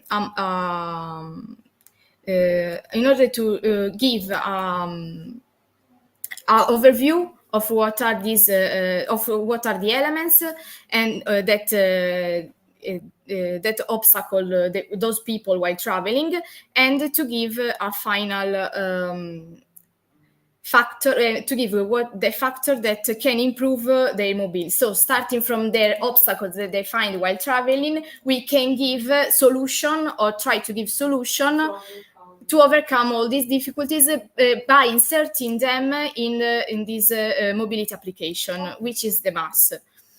For doing that, we structure the questionnaire in three main areas. Of course, the area of the target, to define the target, the characteristics of the target, an area dedicated to the daily mobility habits and what are their autonomy, their level of autonomy while traveling, and what are their planning skills and also their propensity, of course, to use technology technology, because as I said before, but it is always important to remember that MAS is a digital platform. So in order to be a support for while traveling, people must have like a propensity to the use of technology, and this is of course it's a choice we made.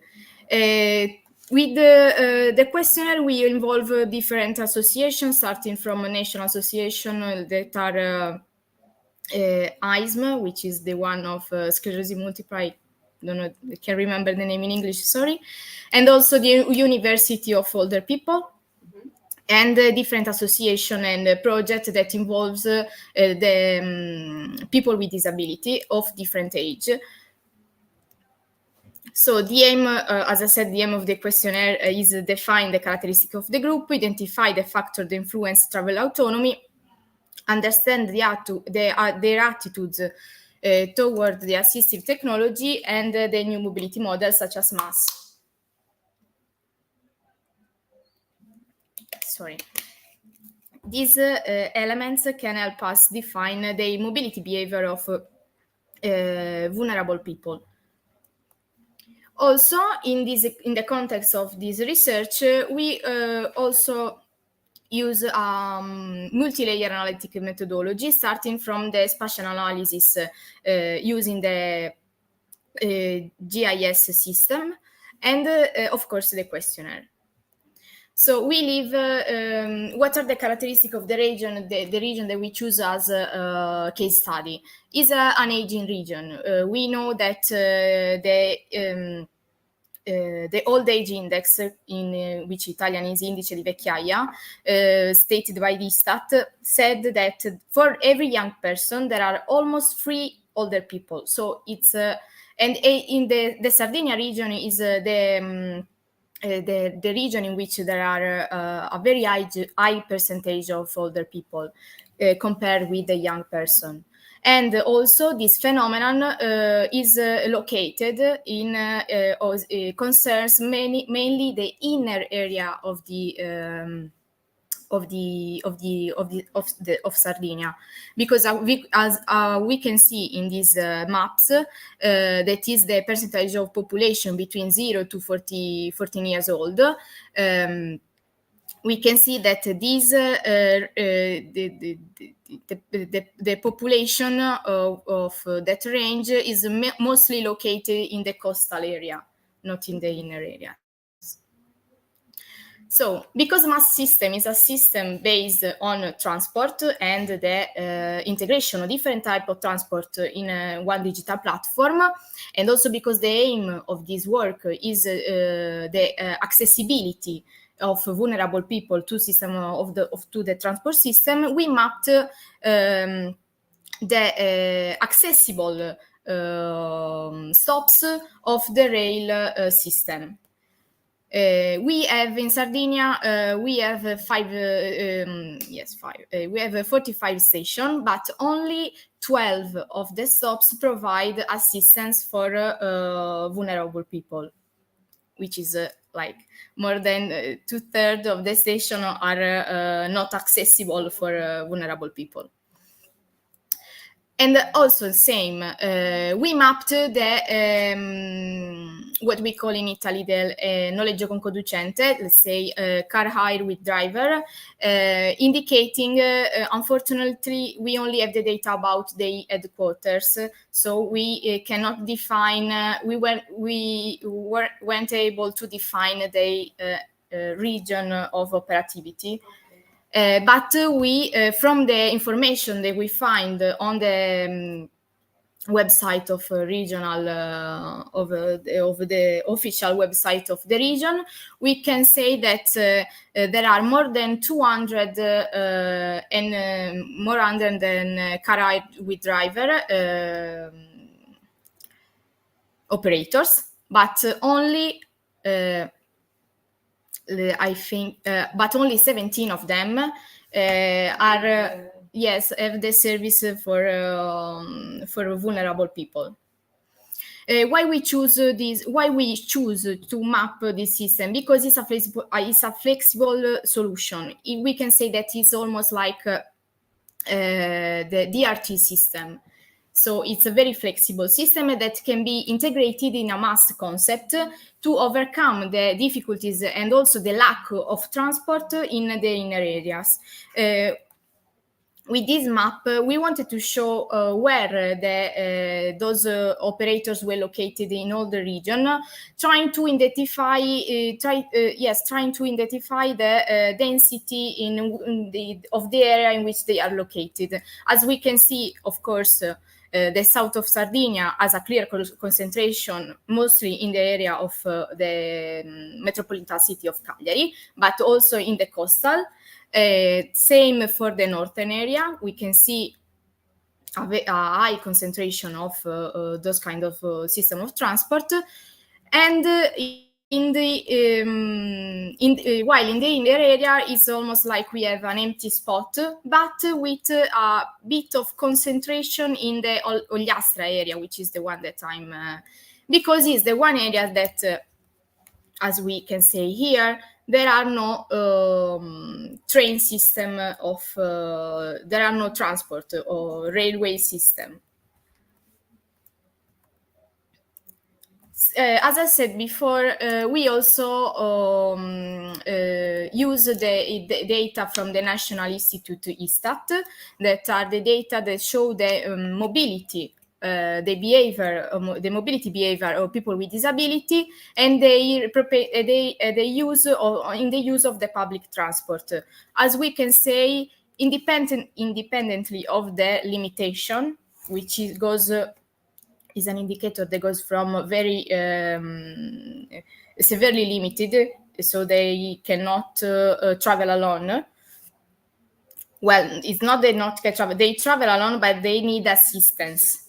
To not limited at all, they all have problems accessing public transport because of the lack of the system. So this gives us an overview of how poor the system in Sardinia is. Concluding, is a still ongoing research. We need. Sorry, I need to drink. We know what are the problems of transport system in Sardinia. We need to study what are the mobility habits of people living in Sardinia, of this category of people, vulnerable people that live in Sardinia, in order to understand what are their main problems, so that we can overcome them by implementing a solution that can be like a mass system. Why we say that? Why we think that mass is a good solution to overcome those problems? Because there are already in different parts of the world, they are already experimenting this kind of system for those kind of people. So we know that works. Even if, of course, we need to study the context in which we live first, but we think that a mass solution can be a good solution to improve the mobility of those people, mainly if not in the the travel itself, but in the process of deciding the travel. What I mean by that? From the literature, we know that assistance and availability of information are very important. So a mass system can give these kind of things to a person. So starting from the literature, we know that we need of course, that the interface of the application is accessible, that there are that there is a multi-channel communication system. Let's think about people with hearing impairment or people with visual impairment. Of course, there should be a different channel of communication, so different channel of support and assist the people while traveling. And we think that a mass system can do that if properly designed, because for the design of this kind of application, many studies says that a system such as this must incorporate the concept and the guidelines and the principle better of the design for all, inclusive design, universal design, at all stages of planning. From the deciding to build such an app to then arriving to the offer of the service. So the whole process of designing the app. So thank you for the attention. Thank you so much, Sarah. Very interesting research that you have carried out. If there are any questions, some questions from the audience here in presence or maybe at home, we are here to attend your questions. Or if you don't have any question, we can skip to the other presentation. Thanking Sarah for her presentation, and we can go on with I think it will be Tariq Naved. Sorry for not pronouncing well your name. That No issue. let us work that is carried on by him and also Italo Meloni, Eleonora Sottile, Giovanni Tuveri, and Francesco Piras, that is titled The Effect of Implementing an App-Based Voluntary Travel Behavior Change Program, a case study in Cagliari, Italy. Thank you, Tariq. The floor is yours, and you can start. Thank you very much. Can you see my slides? Yes, we can see. Okay. Thank you very much. Good afternoon, everybody. I am Tariq Naveed from University of Cagliari. I am PhD student. And first of all, I thanks a lot ICCSA for giving me the opportunity to present my work. My research is about the effect of implementing an app-based voluntary travel behavior change program, a case study in the Cagliari, Italy. So starting from the research introduction, reducing car dependency has been a key focus of the researcher aiming to achieve sustainable mobility goals. A cost-effective and efficient approach to reduce car use in the implementation of implementing measures, also known as voluntary travel behavior change program. The program uses information communication to change individual attitude, perception, steer a travel behavior change towards sustainable mobility. So, from the literature, we highlighted the key challenges of voluntary travel behavior change, despite their increasing adoption in urban mobility, that are the self-selection bias, as participants are often already predisposed to behavior change. Second is the reliance on the one-shot survey, which failed to capture the behavior dynamics over the time, and limited applications of econometric modeling to vigorously quantify the impact of interventions. So our study evaluates smartphone-based voluntary travel behavior program designed to encourage the behavioral change among the drivers in the metropolitan area of Cagliari, Italy. So the data was collected, drawn from this Svolta project that was conducted by the metropolitan city, conducted in metropolitan city of the Cagliari, by the Inter University Center of Economics Research and Mobility, CIRM, at University of the Cagliari. So these are the phases of data collection. Starting from the first phase is the marketing campaign. On the social media, newspaper, TV, emails, and billboards. The target audience was the municipality of Cagliari, Sardinian region, university staff, and students. and they collected 4,311 responses. And on the second phase was planned implementation of the program at the personal level, but suspended to the COVID-19. And third phase, this is the selection of the participants that was the reconnected to the phase one to invite the participants to use the application name as Svaltiamo. They collected 735 responses, and they implement the selection criteria that the only user they selected they drive within the city of the Cagliari by the car. So they selected 3,347 participants. The fourth phase was the official invitation to the selected participants, and in the fifth phase is the core of the program that consists of 2 weeks. The first week is lasted for 3 days to monitor and track the user activities, trip activities. At the end, they delivered the personalized travel plans. And the second week, they continue to receive and assess the personalized travel plans with the gamification effect. So, more about the Savaltiano app. The application allowed to record the activities at home, outside the home, trips. For each trip, the user can view the route and travel details with the distance, travel distance, cost, calories burned, and carbon dioxide emitted. So the personalized travel plan suggests the most suitable route to the travel between home and the work with the detail of the itinerary, with suggested means of transport, with the consumption of the proposal recommended by the personalized travel plans in relation to the same trip by the car.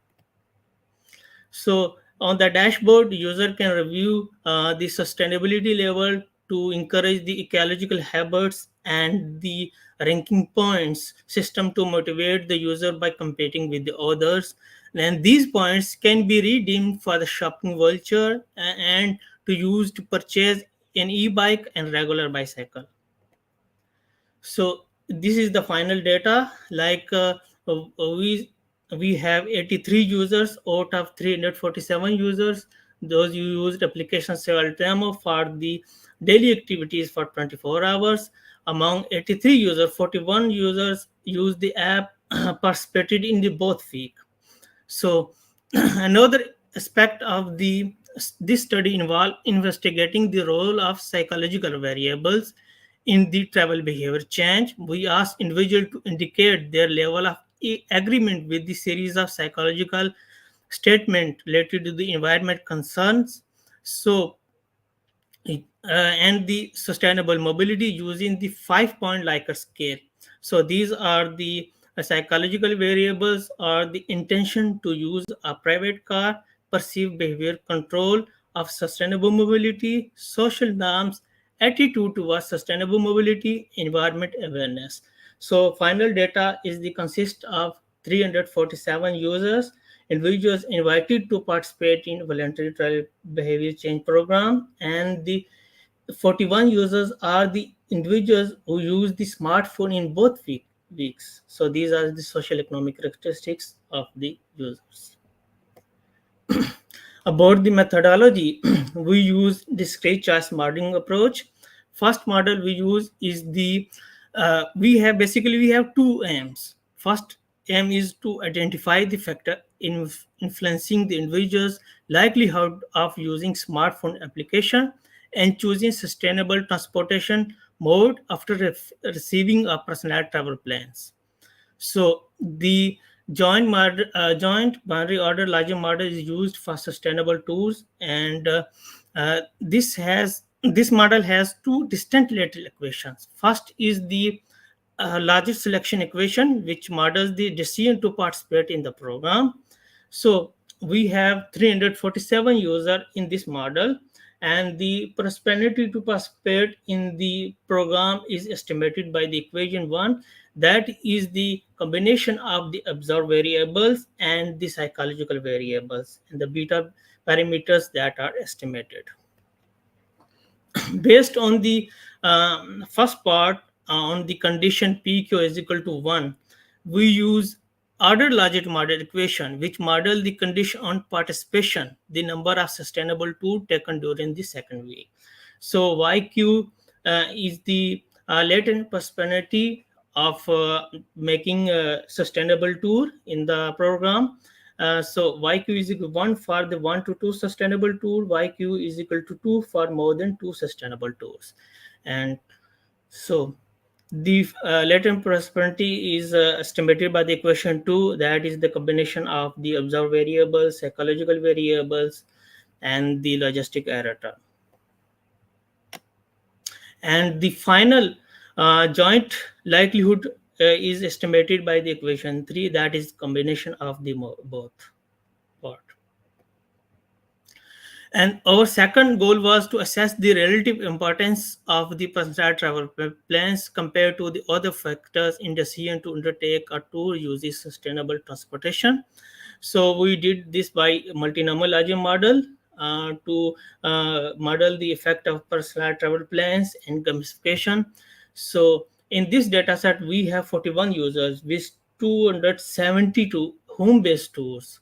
So the utility functions of the mode I and tour can be given by the equation 4, that is the combination of social economic characteristics and psychological variables, and we involve Tn is the two specification characteristics, where we use week, which is equal to 1 if the tour was made in the week 2 and 0 if tour was made in the week 1.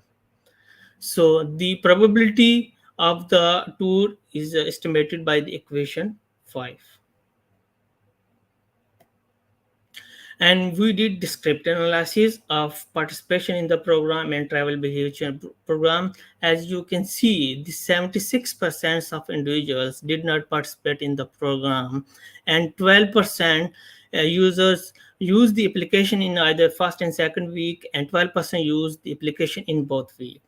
So about the sustainable tours made after receiving personal travel plans, you can see 42 individuals did not use the app, and 12 individuals use and make 0 sustainable tour, and 10 individuals made 1 and 2 sustainable tours, 6 individuals make 3 tours, and 3 individuals make more than 3 tours. So you can see the effect of personal travel plans from both weeks. As you can see, in the case of private car is decreased from 94 number of tours to 68 number of tours, and sustainable mode increased in the case of public transport 20 to 35, and in active mobility 23 to 30. And we also use 3 indicators like travel distance, average travel distance, and number of stops, as you can compare with the week 2 with the week 1. In the case of private car, 3 indicators are decreased in case of private car, and there is increased in the case of active mobility, there is decreased in the average number of stops, because in the active mobility we need physical efforts. So in the case of the public transport, there is little decreased in the you can say average travel distance due to the route restrictions of public transports. So these are the final model results that are estimated by the biogym, and the results shows the individual with higher car ownership than those with longer commuting distance are less likely to use the app due to their reliance on the private transport. In contrast, environmental concerns had a positive effect, indicating the individual with the more conscious of sustainability were inclined to engage with the app. The likelihood of choosing sustainable tour made in the week 2 decreases as the number of cars in household increases, suggesting that the individual with the greater access to private vehicles are less inclined to the sustainable tour mode of transport.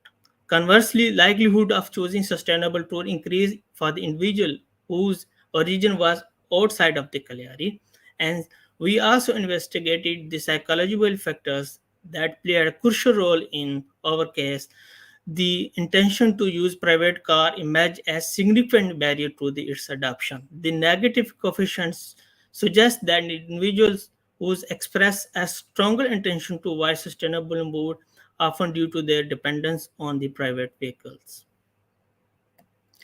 And these are the result of multinomial larger model. As you can see, the likelihood of choosing active mobility decreases for the longer tour distances, as you know the physical effort is required in the active mobility. And the social economic variables also affected the tour choices. For the gender, females are more likely to use private transport than the males, which suggests that the males are often perceive private transport as a status symbol. And for the income, uh, you can see that for the lower income, 0 to 1,000 euros were likely to use the public transport, and the individuals with the income 100 to 2,000 user were inclined to use active mobility. The car ownership also impact the mode choice. As the car ownership increases, the probability of using uh, private transport is increased, because the users were dependent among the on the private transport. And owning a bicycle significantly increased the likelihood of choosing active mobility over both private and public transport. So we also investigated the complexity of tours measured by the number of stops, which affect the mode choice.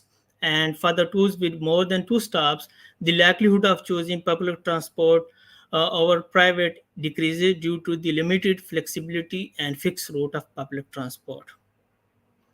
And those tools were the commute for the daily purpose.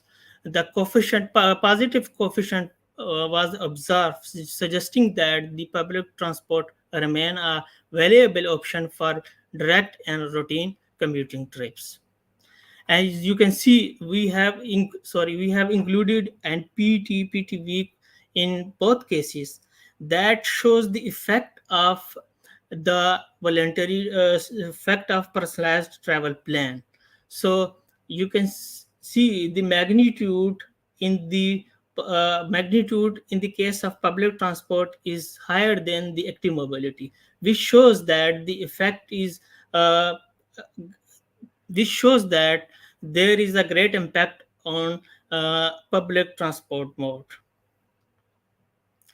And about the psychological variables, you can see that the intention to use a private car mode is the negative, which suggests that the users were dependent upon the private cars.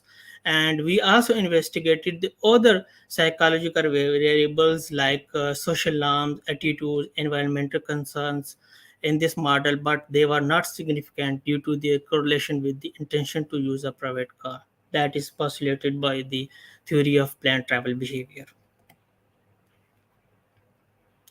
And finally, we conclude and recommend, based on the previous studies, that the comparing to the previous studies, we use GPS based panel data and robust nomial models. And the key findings are not all people who showed interest in the program use the application. Not all individuals who use the application change their behavior. So that from the models, from the first model, joint binary ordered model indicate that environmentally concerned individuals are more receptive to the program. And from the multinomial model shows that personal travel plan led to increase in the use of public transport during the second week. And we conclude with the policy implications for effective voluntary travel behavior change for implementation. So we should develop more customized personal travel plans with valid time and cost-effective travel alternatives. And with the conjunction with the structural measures such as involvement of the level of surface of public transport, improvement of quality of active mobility infrastructures, and we should also raise the awareness of environmental impact for the car use and promote sustainable values. And finally, we recommend further research include larger data with the more diverse sample of socioeconomic variables, and we should also investigate the specific role of incentives. And thank you very much.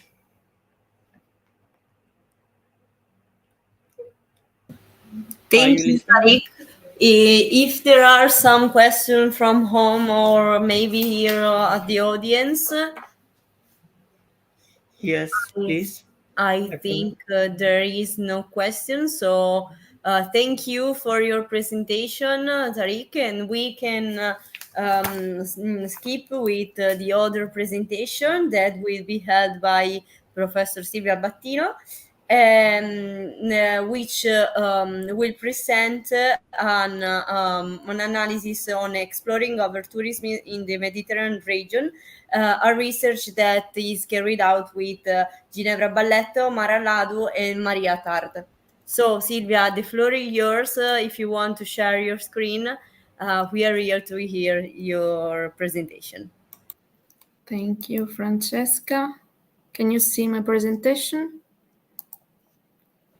Yes, we can see it.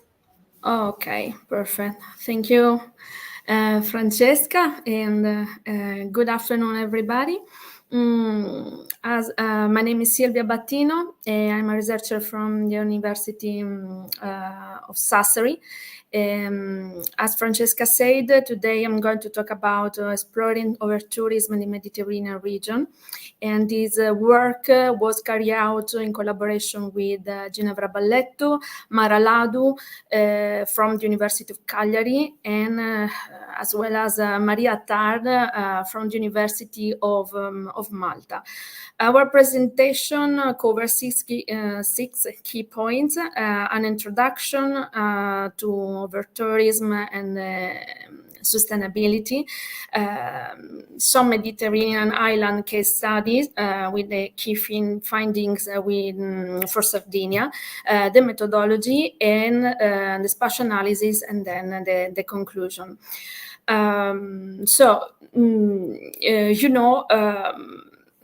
Tourism has evolved dramatically since the 20th century, becoming a mass phenomenon. In 2023, over 1 billion and 200 tourists traveled globally. In particular, Europe alone will come 520 million of tourists. This growth has caused over-tourism in many destinations. The aim of the study is to focus on Mediterranean island at risk, use Sardinia as a model, and provide that data to support sustainable tourist policies and propose strategies for more balanced tourism distribution. Over-tourism is driven by both supply and demand, and its effect go behind overcrowding. It distorts housing markets, erode cultural identity, overburden infrastructure, and cause environmental harms. And it's not just a problem, an urban problem, but it affects rural, coastal, and island areas too. And many destinations have been slow to react to this phenomenon. Tourism has transformed landscapes and societies, often to the treatment of local communities. That's why coordinated efforts are needed to balance tourism with sustainability at all territorial scale. the sector of tourism is a particularly important source of income for island territories, which are very delicate places. They face common challenges, for example, for a coastal transformation due to mass tourism. We talk about high seasonality and spatial concentration, and limited capacity to absorb visitor flows. And so this is the situation for many destinations, for many islands in the Mediterranean area, and in particular we have we also two examples, two key examples that highlight the pressure experienced in this area. We have Malta and Balearic Island. They are visited by millions of tourists, which cause many problems: land scarcity, traffic congestion, biodiversity loss, and cultural dilution, and many others. And for example, in Balearic Island, for decades, the Derm Highland invasion has captured local sentiment, and the recent protests by residents have led authorities to rethink the tourism model with stricter regulation, capacity control, and campaign for sustainable alternatives. So this example showed that recognizing the problem is the first step toward meaningful change. And so, getting to the core of the work, we have based the methodology used to identify areas are subject to over-tourism, in particular in Sardinia, on the definition of a set of key performance indicators, and the visualization of their spatial distribution using geographic information system and local spatial association indicator maps. In particular, the key performance indicators are organized into main categories: tourism and environment. Considering a tourism indicator, we include tourism density, tourism intensity, accommodation density, gross occupancy of hotels and non-hotels facilities. And on the other hand, we have the environmental indicators, were less detailed at this step of our study, but these are related to, for example, waste production, water consumption, power consumption, and or carbon dioxide emission from air and sea transport. We applied all these methodology to the case study of Sardinia, which being the second largest island in the Mediterranean area and the third largest in Italy. Sardinia has a population of around 1.5 million people living in an area of over 24,000 square kilometers, giving it a population density of around 66 inhabitants per square kilometer. And the island connectivity is guaranteed by 8 ports and 3 airports, Cagliari, Olbia, and Alghero, which are essential for connection with national and international network. And in terms of tourist arrivals, we received over 7 million of tourists in 2023. And then we have the other number is related to the tourist presences. So we have around 60 million of tourist presences. And another important fact in Sardinia is related to the fact that 80% of tourist arrivals are concentrated in coastal areas, which also have 19% of the available beds. And additionally, there is a strong summer seasonality, with most arrivals concentrated between 3 months: June, July, and August. In this other slide, show how tourists move around Sardinia in August and in particular in December in 2022. In particular, the image on the left is related to August and show a clear concentration of tourists along the coast, particularly in the north of the island, in the southeast of Sardinia. In contrast, the image on the right represent presences in December and show an almost empty picture, and this is because there was extremely low tourist activity during this period, and this supported the idea that over-tourism in Sardinia is seasonal and spatially concentrated. We also used the spatial autocorrelation technique, LISA, to analyze our key performance indicator that relevate an high tourism cluster in north of the island, in particular in northwest of the island, and then in the western and also in the internal area, in inland areas, show low or no clustering. Tourism is not randomly distributed. It's part of a defined coastal partner. Furthermore, we consider airport and port regions identified by isochrones of 1 hour travel time by private care, due to the fact that over-tourism is over-tourism in an island context is also linked to the availability of air and sea transport. Is interesting that the number of tourists depends on how easy it's to get there. And for instance, a non-significant key performance indicator related to over-tourism were recorded in particular in the Alghero airport region, and this is to the limited number of flights compared to other airports, Cagliari and Olbia.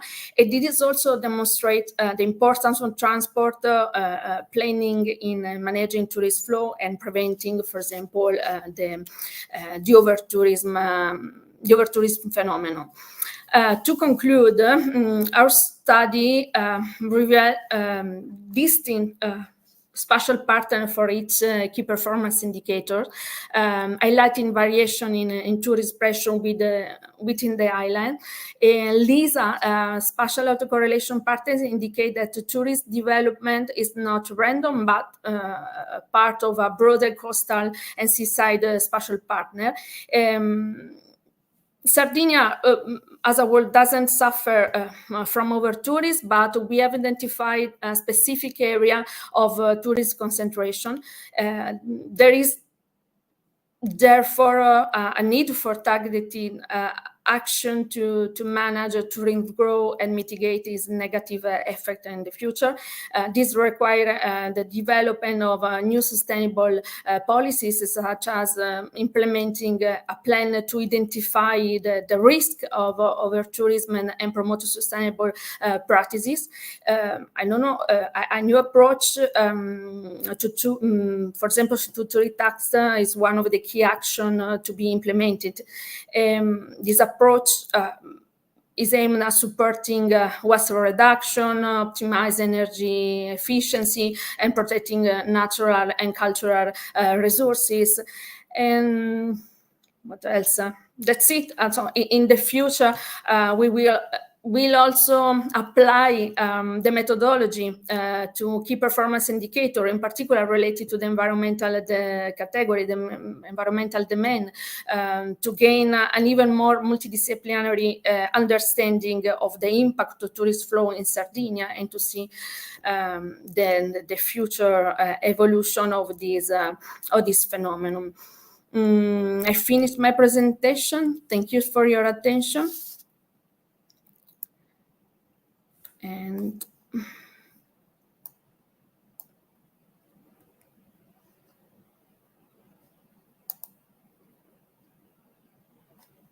No sound.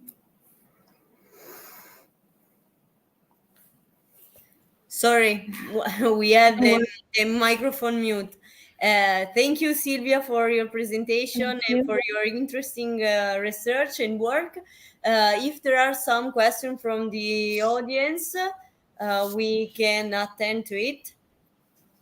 But I think there is no question, so I will close this session, and I thank you all the participants of this session, and have a good following research to everyone. Thank you, Francesca. Thank you. Bye. Bye. See you.